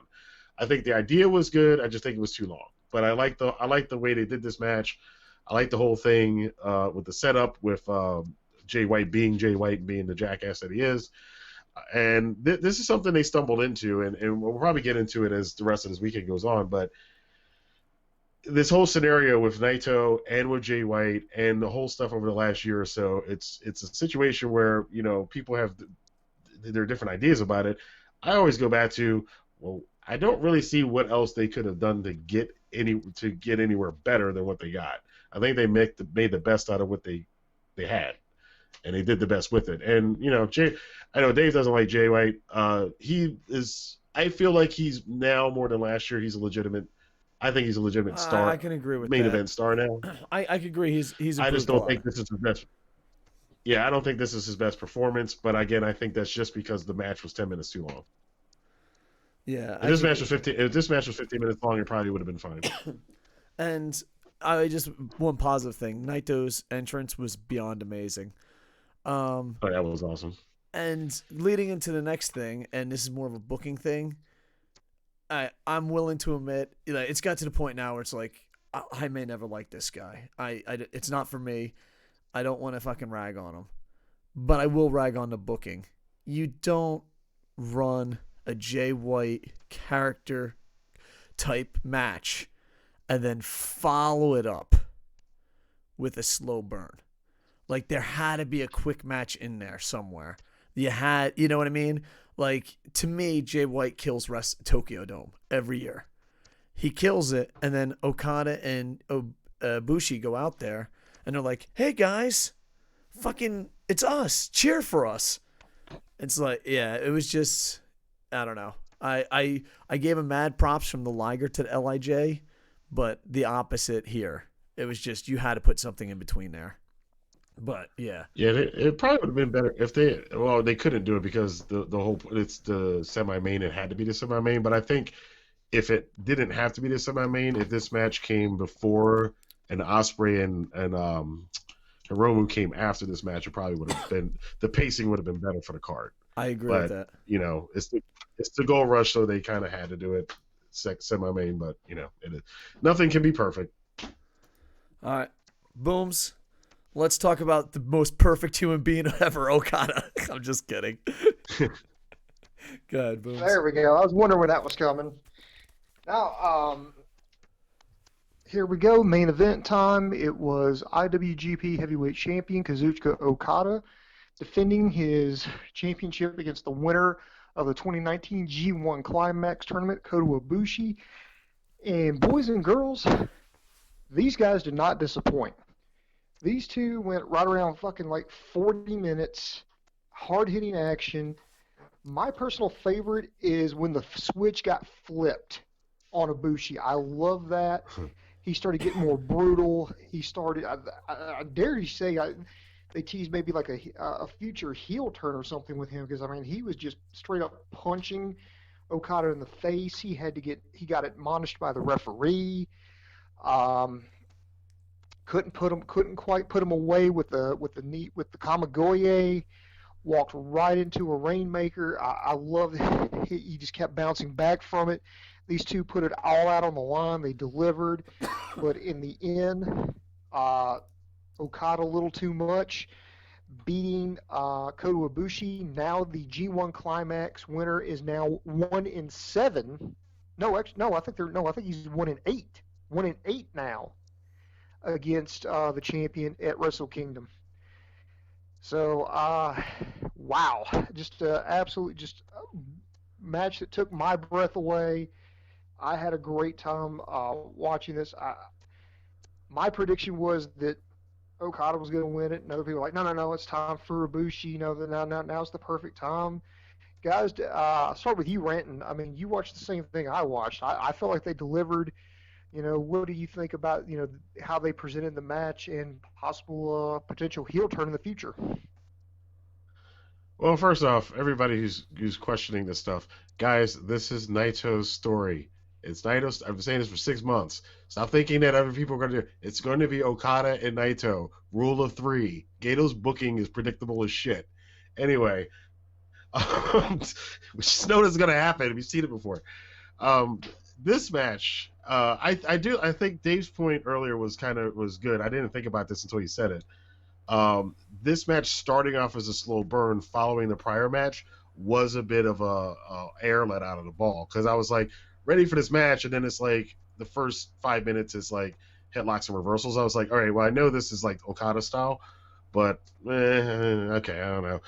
Then they got into it, and it built and built and built and built and built, and this is a classic Okada style of match. I absolutely loved it. By the way, Super Saiyan Okada coming out with that entrance was fan-freaking-tastic. He came out in all white, and it was neon glowing in the dark. I had said this last year. I said they should have done this last year, maybe. Probably. Well, I like that they did it now. Like when he was going away from the red balloon Okada, that he would come back maybe not as... Yeah, but he would come back not as... But maybe he needed to get to his final form, which wouldn't be the Golden Rainmaker. Maybe he needed to go Super Saiyan to get back to being the world champion. But they're doing that now here. So that's pretty cool. I like the fact... And that's one of the things I love about this company and Japanese wrestling in particular, is that these characters always have these evolutionary stages, and not only their in-ring work, but their look and their character and everything else. That's the kind of character development stuff I love when they do that. I'm not so wild on the Billy Gunn shorts, but the new look is pretty cool. Ibushi, to Boom's point, Ibushi going psycho scares the shit out of me. So the dude just gets that look in his face like, you probably would kill somebody in real life if like something happened. There's something wrong with you. I don't know what it is, but there's something wrong with Ibushi. But he literally, like, he had that thing, like, anybody who's been in a fight, this. Like, if you're in a fight and you're on top of somebody, and you're just, like, they're covering up, and you're looking for them to, like, open up so you can just hit them. And he was doing that with Okada in the corner. I was like, that is, like, a realistic-looking shit. Like, that's what you would do in a fight, is if somebody's covering up, they're kind of cover up, move your arm, pop, move your arm, come on, move. So I love that stuff. Him no-selling some of the stuff in the middle of the match when he was just like, oh, your little drop kick Okada, fuck you. I'm just like, I'm Ibushi, nothing's going to hit me. Oh, and then he like dusted off his nose like, I ain't even sweating this. I was like, yo, Ibushi is crazy. I love that. Like, he just like, I'm not even sweating your moves, Okada. That was insane. But of course, that also plays into Okada being the master strategist, and he will just persevere and persevere. He will keep going at you. It's not flashy. You know what he's going to do, but you can't stop it. And he's just going to keep doing it until you eventually fall. And then eventually that happened, and he fell. The one reversal, the Rainmaker, when you thought Okada was going to hit it and Ibushi came out of nowhere and clocked him, I was like, man. That's why I say it's hard for this match because it's a different style than Hiromu and Ospreay. But I love this style too. And in the end, I think the ending I liked a little bit more than the Hiromu one because it was a little less predictable. So it's hard. Like I say, they're 1A and 1B. This is also a match of the night for me. But I understand some people might not like it as much as the Ospreay one because of the slow start, the slow burn. But yeah, this was a great way. I thought it was a great way to end it. And then, of course, they did the obligatory confrontation with him and Naito after the match, and we set up. I like the fact that they referenced 2 years ago, and they referenced the fact that this again, rule of 3. It's going to be Okada and Naito next night. So, Dave, what did you think about this? Okada's your boy. You literally had an orgasm on Twitter. We saw it when Okada won his match. So, what did you think about this? I enjoyed it. I think the slow burn was a huge mistake. That crowd was dead until Ibushi started no-selling. Like, and you could tell, I don't know if it showed on television, but you could tell they were waiting for the audience to pick up. And there was nothing, But once they got to, I'm not going to sell your move, you're not going to sell, you know what I mean? Then it got that, and then the last 10 plus minutes, that place was fucking rocking. It was just amazing.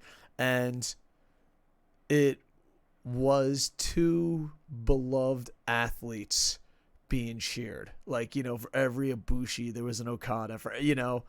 It was a great feeling. I just wish, because I was out of it, so I'm part of the problem. I just wish the Tokyo Dome was more into it. But yeah, but at the end, it was amazing. It was exciting, and people were just happy and high-fiving. I enjoyed it a lot. And even though I'm a super fanboy, and I agree with what Ranting's saying, and I agree that Naito should win. I believe Naito's going to win. Everything points to that, but I don't think it's as much of a lock, or in the Japanese media, they're not showing it as a lock. You know what I mean? They're doing a really good job in the local media to make it not look like a lock. You know what I mean? I think which they absolutely should. Yeah, they absolutely should do it that way. And I think I wouldn't be completely shocked if Okada does win, but at the end of the day, Naito needs to win this. He deserves it. He did everything right. I just hope Naito brings a little bit of the Stardust genius in him, and I'm excited for this match, and I will be going crazy rooting for Okada, but there's a part of me that's like, these Lost fans deserve this. You know what I mean? Like, I'll be one of those guys cheering like crazy for Okada, but then like be like, I'm sorry. I'm so sorry. You know what I mean? So, yeah, I mean, I think Naito's going to win, but New Japan is doing a great job locally convincing people it's Okada's match, So it's Naito's going to win, but I think it's closer to Okada winning than people think, if that makes sense. Well, they did a good job setting up too. Naito's got the knee injury going in for after that. That's another part I forgot to mention about the Jay White match, which is why I liked it. Is it set up something for the next night that Naito's going in with a bum knee against Okada. So I want to point that out too. We're going to go live comments, and then we'll probably do quick predictions, because this went a little bit long, but it is Wrestle Kingdom Night 1. Ospreay, we already read that one. I enjoyed the Naito J match, mostly because because knowing New Japan, I was legit nervous that Naito wouldn't win. And I was just beyond happy when Naito did. I almost wanted to punch my computer screen when Jay did the Tranquilo pose. And I like Jay, but I wanted him to lose so badly. Dave, why don't you like Jay White? It's not like you never done a 55-minute video explaining why. Dude, that was so... I like the video. B, I'm whatever, dude. I stick by my guns. I stick by those statements. I believe, history is going to be on my side. With that said, you have no idea how many people are like, why don't you like him? Like, what do you mean? Like, I understand if you disagree, but if the question's why, it's like, yeah. I don't know. I think it was because, like, I was, like, the old school New Japan guy in a lot of people's eyes. And then I was like, this is horrible. And they're like, they couldn't compute it. They're like, but why? Like, I saw the video, I don't know. I think I broke a lot of people's hearts. But, sometimes you can love a product and disagree with it. Ibushi versus Okada, me versus Dave. This is Golden Star. Awesome match. I was cheering my heart out for Ibushi and was heartbroken when he lost. Yeah, the part of me, I thought Ibushi should win, even though, you couldn't hear it by my voice, but still. I like Okada, by the way, but I just cheer for Ibushi. Okada kicking out of the Bumaye. Sorry about that. At one got me too, yeah. And I'm like, but the spot that Nakamura did was so much smoother and better. Like, there's a part of me that, like, watching this match, because Nakamura, rest in peace, he's retired. I forgot how great he was. But when I saw other people doing his moves, I was like, oh shit, he used to be awesome. A Bushi Maker, Also, that tombstone on the ring apron made me cringe. That scared me. Dave, looking at LIJ fans, I'm sorry. I love you. Exactly. Dave, we can't be friends anymore since you were cheering for Ibushi. Yeah, dude, I kid you not. You have no idea.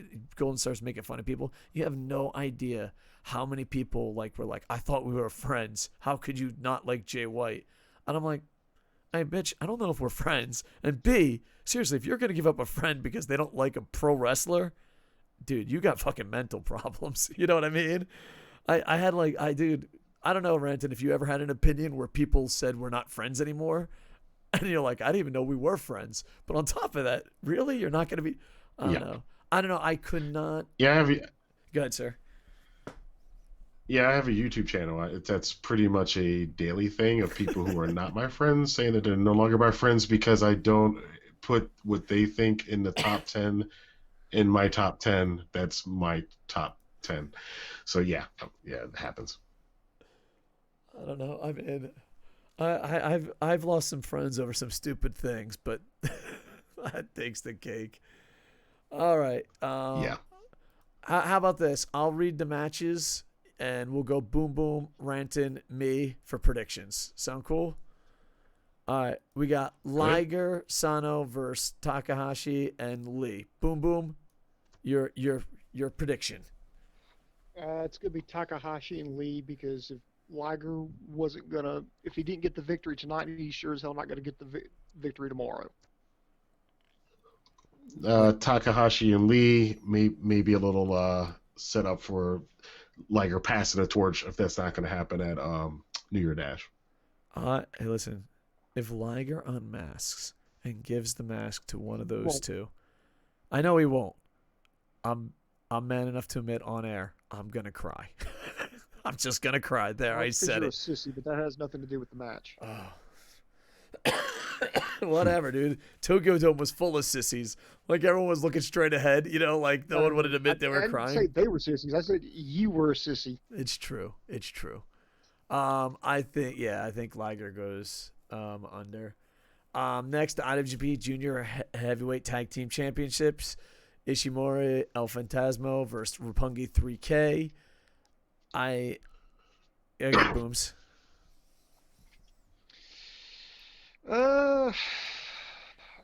Looking at it now, I think I might have to change up my prediction. Well, you know what? I think it might still be Bullet Club just because, Roppongi 3K wins it, so what? All right. Rantin? Okay.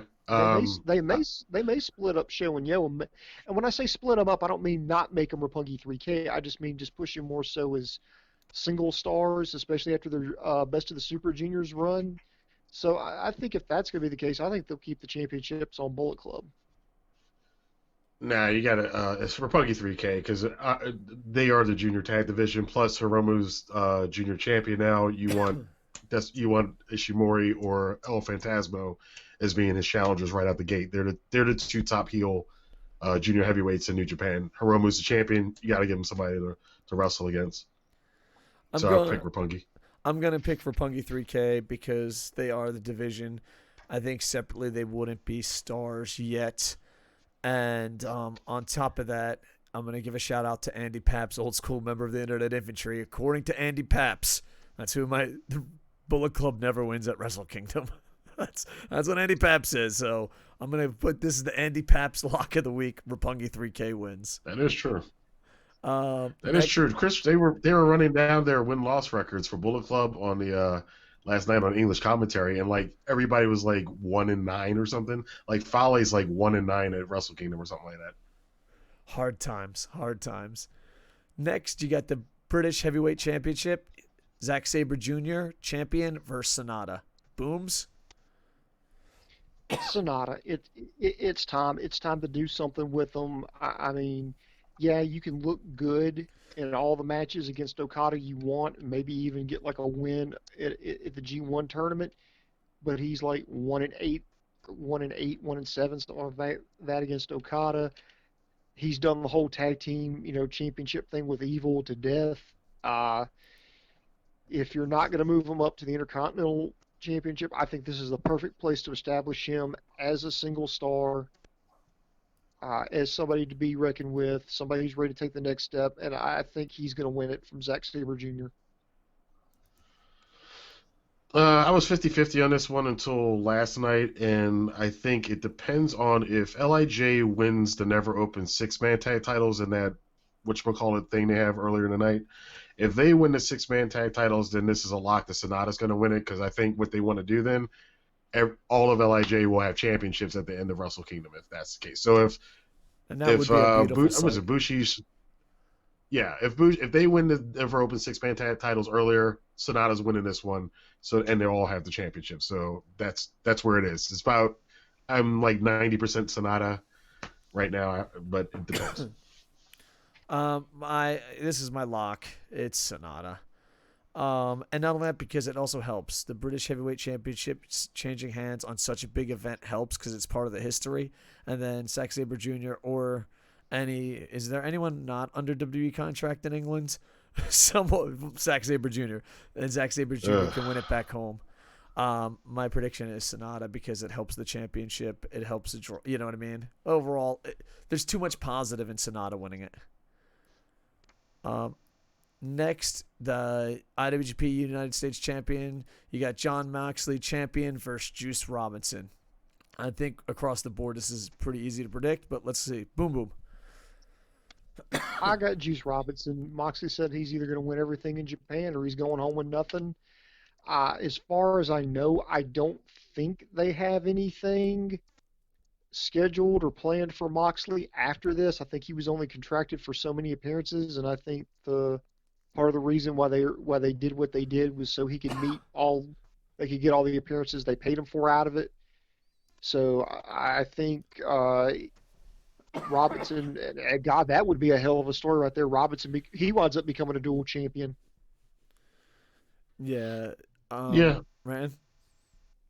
I go with Juice, but I mean Moxley's already said that he loves New Japan and he's definitely going back. So this is not the end of Moxley there because he's flat out said that he's coming back as much as he can. But I think this is just to wrap up the Juice Moxley storyline that kind of got short circuited because of the typhoon. So it makes sense. I just wonder how brutal a match is going to be because their first two were brutal. And this could be kind of crazy tonight too. Remember the first time Moxley bit a chunk of Juice's eyebrow out, so who knows what the hell's going to happen. But I got it on Juice barely winning over Moxley. All right. I got Juice winning. It'll be the first double champ, and yeah, pretty much it. I mean, Juice has to win. I had other points, but that's it. Juice has to win. But no, this is what I want to say. First, double champ Juice Robinson. Second, how hard is Moxley working compared to Jericho? Moxley's live at AEW and then works both nights. Jericho just throws him by a car videotaped way earlier. He's in Japan earlier and only has one match.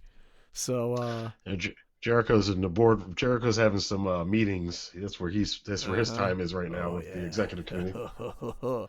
So Juice Robinson. By the way, not to be one who spreads rumors and everything and gossip, but did you notice during the Ibushi Okada match, Ibushi hit a knee strike and they referred to it as a V trigger? Yeah, they finally did. When he did that last time he did that, they didn't. They just said, "Oh, it was a knee strike or something." Yeah, the moratorium on Kenny Omega is over with New Japan apparently, so they're not mentioning him anymore. Well, and the fans during the match, people were screaming V trigger, and like when they showed the close-ups of the wrist, they were holding the wrist and like V trigger, Rainmaker, V trigger, Rainmaker. It was pretty exciting. Next, the Never Openweight Championship. I think this is the hardest one to predict. You got Kenta as champ versus Goto. So, with that said, the hardest one to predict. Boom, boom. Is your prediction? Kenta. Fans hate him. They love to hate him. What better way to keep them going, keep the momentum going, keep a little heat on Bullet Club by having a guy that they can't stand walk around with one of their championships? And he's like, is there any other takers, any other challengers to this? And besides, I just don't think Goto really gains anything by winning. Well, he gained face back because Kenta's been humiliating him in those promos, and those backstage he's been making him look like ass. So Goto's got to save some face. But I think this match entirely depends on Shibata. What is Shibata gonna do? He better be in. I'd be shocked if Shibata did not show up at some point in this match. If Shibata is there to help Goto, then Goto will win. If this crazy theory that Shibata might do a swerve, that's possible too. But I think it depends on that. If they're going to have Shibata involved in this, I think that it's Goto. If not, Kenta's winning. Yeah, it's going to be interesting, and I don't know. It would be a magical moment. I'm saying Kenta's going to win, and I pick on heels a lot. I'm like, oh, fucking Kenta's being the heel the right way. You know, I pick on heels a lot. I have to give props. You know what I mean? When someone's being a heel correctly. I think Kenta's going to win, but I think this is the hardest one, and I think it's the most exciting to predict.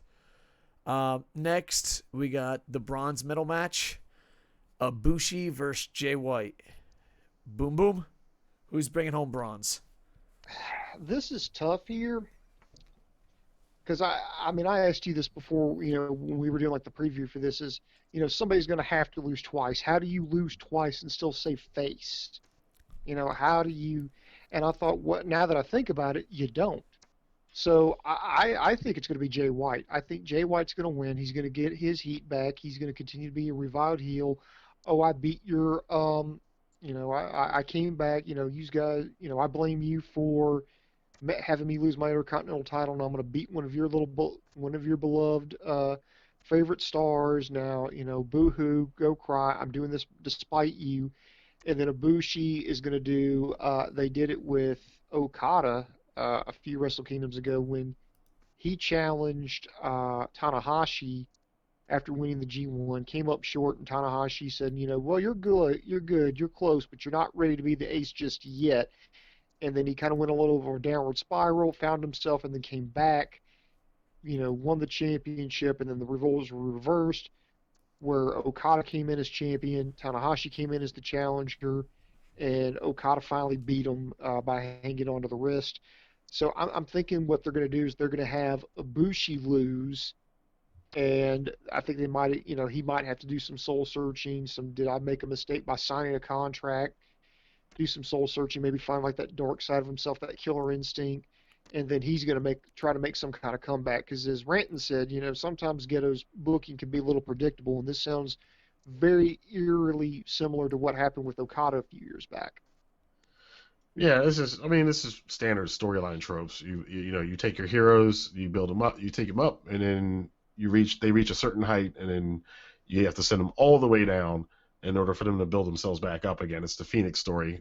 I mean, it's a brilliant story because it works, because it keeps your characters fresh, and then they can reinvent themselves over and over again, and they never get tired. Plus, Jay White, he needs, not that he needs the heel heat, but you know, if he gets a win over Ibushi, that sets up again something in the future. Plus, they'd be 1-1 since Ibushi won the G1. Ibushi can go on a losing streak. They're going to do that Phoenix thing with him, which, you know, who knows if it'll be Dominion. You know, I expect to see Ibushi back maybe by Dominion, if not next year at Wrestle Kingdom, for him to come back up to the top again. So I got Jay White winning. I have Jay White winning. I think we're all on the same page with the storyline. The only thing is, I just want to add, this match better be short. I don't give a fuck who wins. It better be short. Doesn't need to be long. Yeah. So I'm hoping, like, just, holy fuck, someone hit a finisher, it's over. I didn't see it coming. It's got to be one of those matches, you know? And yeah, and most likely Jay White will win. Next, this, with one little mention of AEW, this spiked the interest in the semi-main event. You got Tanahashi versus Chris Jericho. It was so weird being at a 1-4 Tokyo Dome show and Tanahashi not being there. Granted, he's going to be there tomorrow, but still, it felt weird. Booms, Tanahashi, Jericho. Your thoughts? As much as I want Tanahashi to win, and get a championship, and I want to see Tanahashi appear on AEW television. And all the talks and all the rumors about this deal, well, nothing's been made official as of yet. And I think Jericho's going to win because I feel like Jericho has to win because if he loses again, then it's just going to be okay. It's time for Chris Jericho to come and cash his check and lose because with the exception of defeating, I think, Naito and Evil, I don't think he's won in New Japan. I know he lost against Omega. He lost against Okada. I feel like, there's got to be some kind of threat. There's got to, especially if they're going to continue to have him back, they need to have people feel like, well, there's a pretty good chance he could beat one of our guys. And I think if Tanahashi is one of those guys that can afford to lose because he's not in the main event picture. I mean, he's not a champion. He's not in the hunt to be a champion.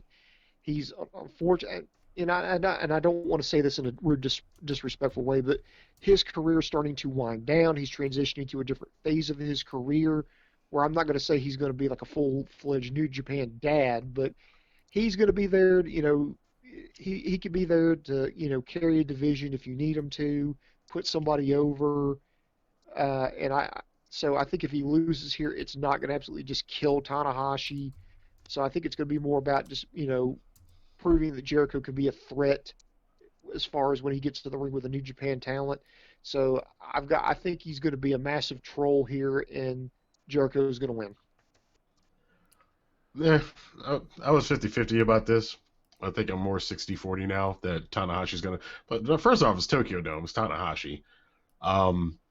Also, if Jericho's done after this, he pretty much would have fulfilled what we thought he was going to do when he came back in. The whole thing was for him to go against the big four at that time, which was Okada, Omega, Tanahashi, and Naito. This is the last of that big four. I don't think there's any money in Jericho and Jay White, and I don't think there's any money in Jericho and Ibushi, the new big four. So, this would probably be the last. He's 49. He's doing AEW. This might be the last time he does a big match in New Japan anyway. And if they can get a little bit more juice out of this by having Tanahashi win this one and having an AEW championship match down the road in America, that's more money. So to go for the money, if I'm going for the money, Jericho's winning. Tanahashi's winning. And for a rematch with Jericho back in the States. I am predicting Tanahashi because I have an addiction. And my addiction is Kenny Omega returning to New Japan. I don't care if he's under an AEW contract. I don't care if Okada has to go to AEW. I've lived a good life. I've seen Okada versus Omega. I need it. I need it with all my fucking heart, okay? I'm sorry. I have a problem. My name is Dave Coco, and I have a problem. I can't get enough Okada versus Omega. We're with you, Dave. There are far more Kenny Omega matches in New Japan than there are in AEW, to be quite honest with you. Yeah. So I'm rooting for Tanahashi just for the simple fact is I feel, and Rantin's brought this up on his videos, I feel AEW and New Japan has to become a thing. It just has to. So, and not only that, but Chris Jericho is getting older. Think of all the great things he can accomplish, and he's going to accomplish making New Japan and AEW work together. That's another feather in his cap, and he has a zillion feathers. So, Jericho, much love. And do you think? Go ahead, sir. The question I was going to ask: do you think it might not be a pinfall finish? I don't know. I think it has to be a clean finish. That's what I think, or a tap out. Jericho, Tanahashi beats him with the walls of Jericho. Oh, that would be cool.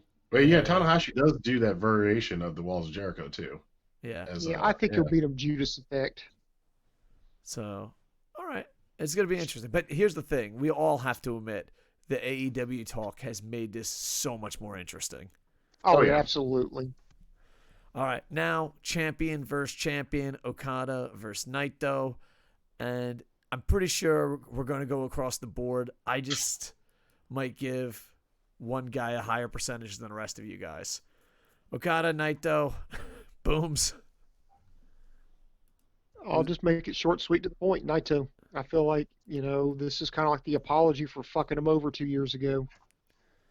Rantin, I don't think you've said it enough. I think literally you've said it 8 million times, but let's just make it right. Watch Rantin pull a fucking quick turn, a shock, a plot twist. He's like, Okada, of course. Well, actually, no. I mean, again, I go on, as a writer, I go on narrative shit. No, most people don't, but I go on narrative shit. The narrative makes sense in the long run if you understand Gato's narrative. It's trilogy, it's Trinity's Phoenix stories. That's what he does. It's classic literature stuff that he does. So this is Naito's our third attempt. This is his Phoenix story. He was, again, remember, I think I said this to you, Dave, a couple of days ago or a couple of weeks ago. Coming into this, Naito had nothing. Ibushi had the briefcase.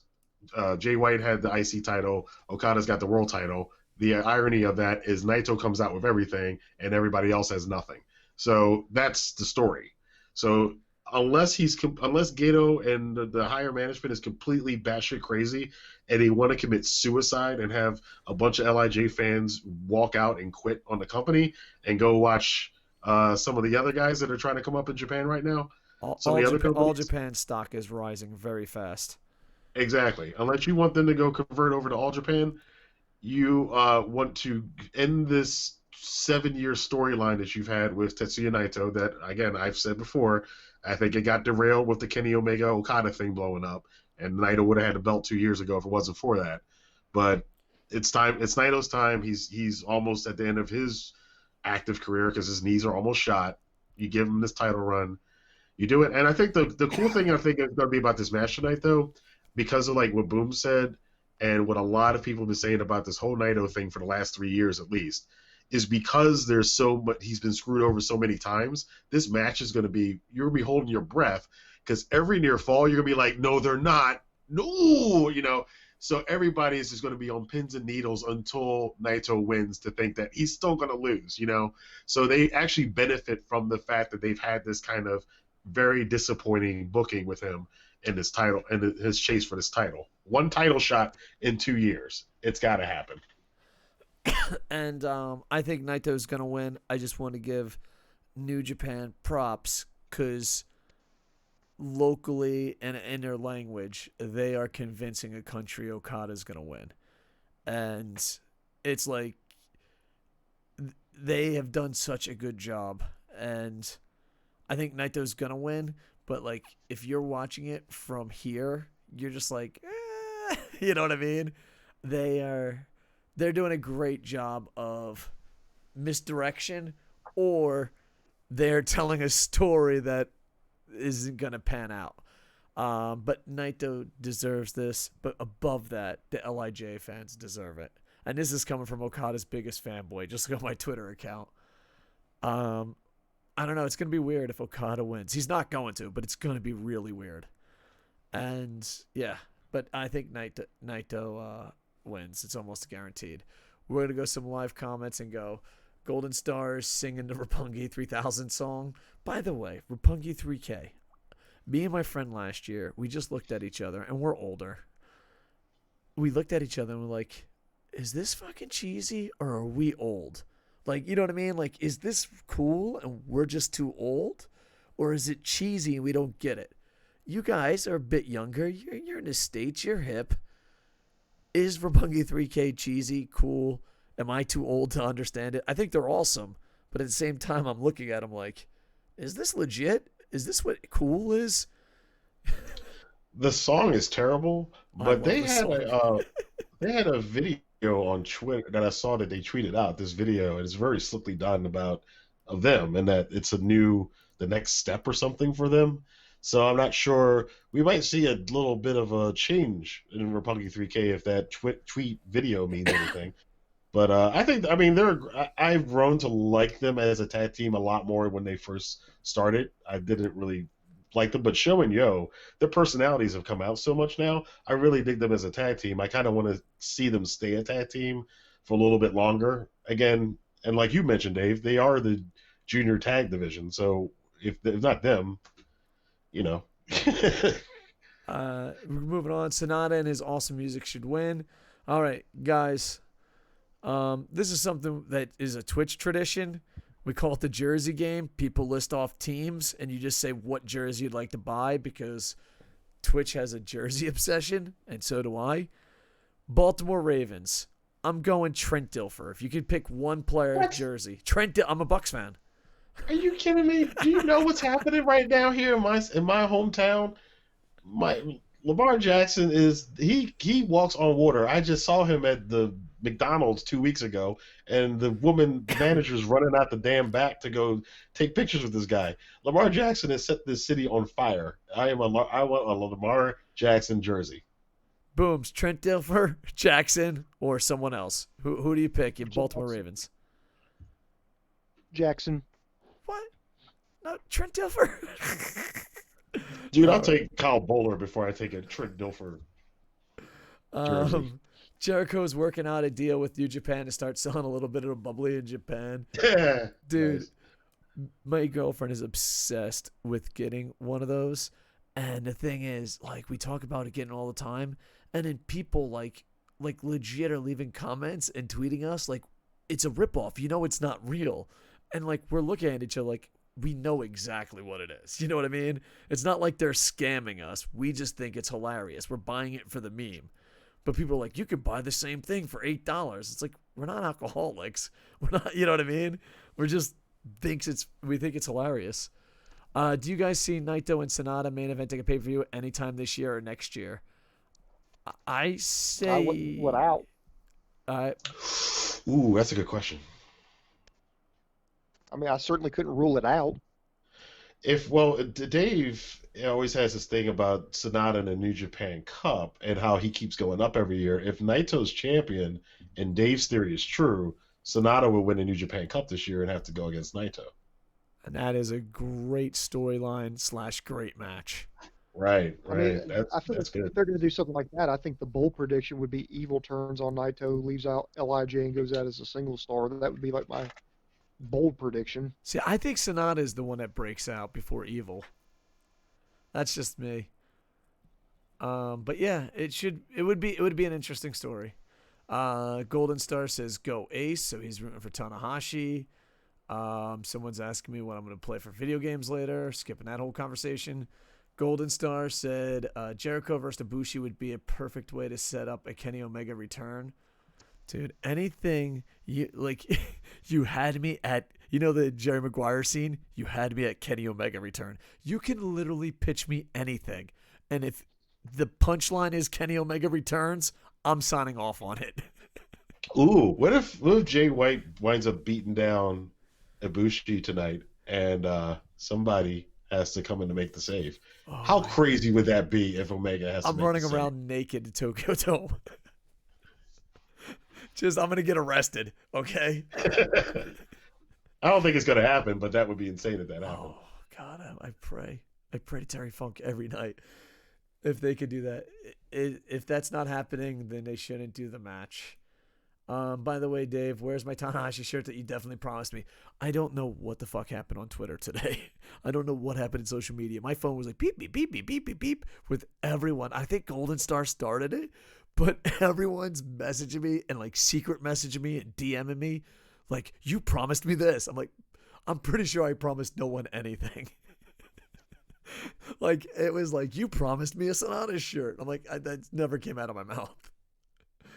When, if Naito wins, all the LIJ fans will be hugging each other. I hope so. Madden 20, Dave versus Double R, Bucks versus Ravens. Do you have Madden 20? Here's the thing. I stream a lot, but I'm not good at video games. So I feel like I'm going to be, like, Rocky 3, you know when, like, Mickey's picking, you know, tomato cans? Like, I feel like that's my video game. Like, everyone's like, man, fucking Dave should go battle someone else. I'm like, whoa, calm down. I'm not very good at video games. Do you have Madden 20? One game every 3 months, so yeah, no. You're still beaming, bro. I suck at games. I love them, but I suck at them. And Vamp started it. All right, Vamp. That's it. Dude, it was insane. My phone was blowing up and be like, you promised me a lap dance with Tanahashi. I'm like, what are you talking about? All right. All I promise you is that hopefully All I promise you is I'll be at Wrestle Kingdom tomorrow. There you go. That's my promise. Booms, do you have any promises to the audience? I'm hoping to review this show tonight. I believe it comes on at 1 a.m. our time. Rantin, is that right? 1 a.m. Yeah, if you skip over the stuff at the beginning, it's about 1 a.m. Okay, so 1 a.m. Okay, It shit. says I gotta 12. try to It get says some 12 rest. Eastern time, but it's 1 a.m. Oh, is the show earlier? Okay. Yeah, I think. Let me Yeah. look at the NJPW World. I think they said 12 midnight here on the East Coast. My tickets say it's the same time. Yeah, it says January 5th, midnight on the East Coast, 9 p.m. Pacific. Oh, it is earlier. Bear Friend is Yeah. wrong. I would have been late. Thanks, guys. There you go. See, what you won't miss out on that. Never open 6-man tag gauntlet match. Exactly. Oh, goody. I don't have to stay up until Scribbles 3 a.m. at 30 a.m. again. It wasn't even a number. It was just scribble marks 7:30 a.m. Yeah, nice. So maybe I can come home and actually do this. I was afraid I wasn't going to be able to do it because it's 5 o'clock in the morning now, and the next day I have to work. So I'm a little nervous, but hey, I'll be here. And Wrestling Rantin, the invitation's open. Boom, boom, the invitation's open. We'll rock and roll.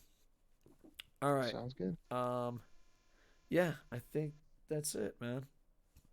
All right. People want me to stream video games. I'm really tired, so follow me on Twitter to find out if I am or not. Wrestling Rantin, I love you with all my heart. Promote everything. Everything you've ever done. Promote it now. Okay. Ready? We'll be here for an hour if I do that. In the third grade, I once sold lemonade. Oh God. You can track out Wrestling Rantin, Rassslin, Rantin on the YouTubes. Tons and tons of videos. Just had the countdowns for the best of 2019 awards, so you can go there, check them out, and then tell me in the comment box why my top 10s are wrong. You can also check out what else can you check out? You can check out the Kind of Cold series. It's on Amazon. It's blowing up right now on Amazon. The first 3 books in the Kind of Cold series, if you like urban fantasy fiction. And we will be doing a review of Wrestle Kingdom and a preview of my Starrcade and the night that Starrcade died, Starrcade 87 versus the Survivor Series 1987, when Vince McMahon screwed Crockett and the beginning of the end of Crockett. So that'll be coming up on the channel in the next 2 weeks. And you want to hear the saddest stat ever? We are about to raid Lucha Libre, and for like over 2 hours, we had more viewers than Lucha Libre AAA. That's not good for AAA. Booms, do you got anything you want to promote? No, I guess I gotta try to get some sleep because I gotta try to get up and watch this event. All right, Rantin, thank you for everything. As always, you're always welcome here. We see you as family. And let's talk soon. Guys, let's try our best to come back tomorrow night. And please check out Wrestling Rantin for his stuff. All right. Follow me on Twitter at Coco Sports because there's just going to be too much content coming up. All right. Gentlemen, anything else? Because if not, we're going to go raid Lucha Libre. Arriba.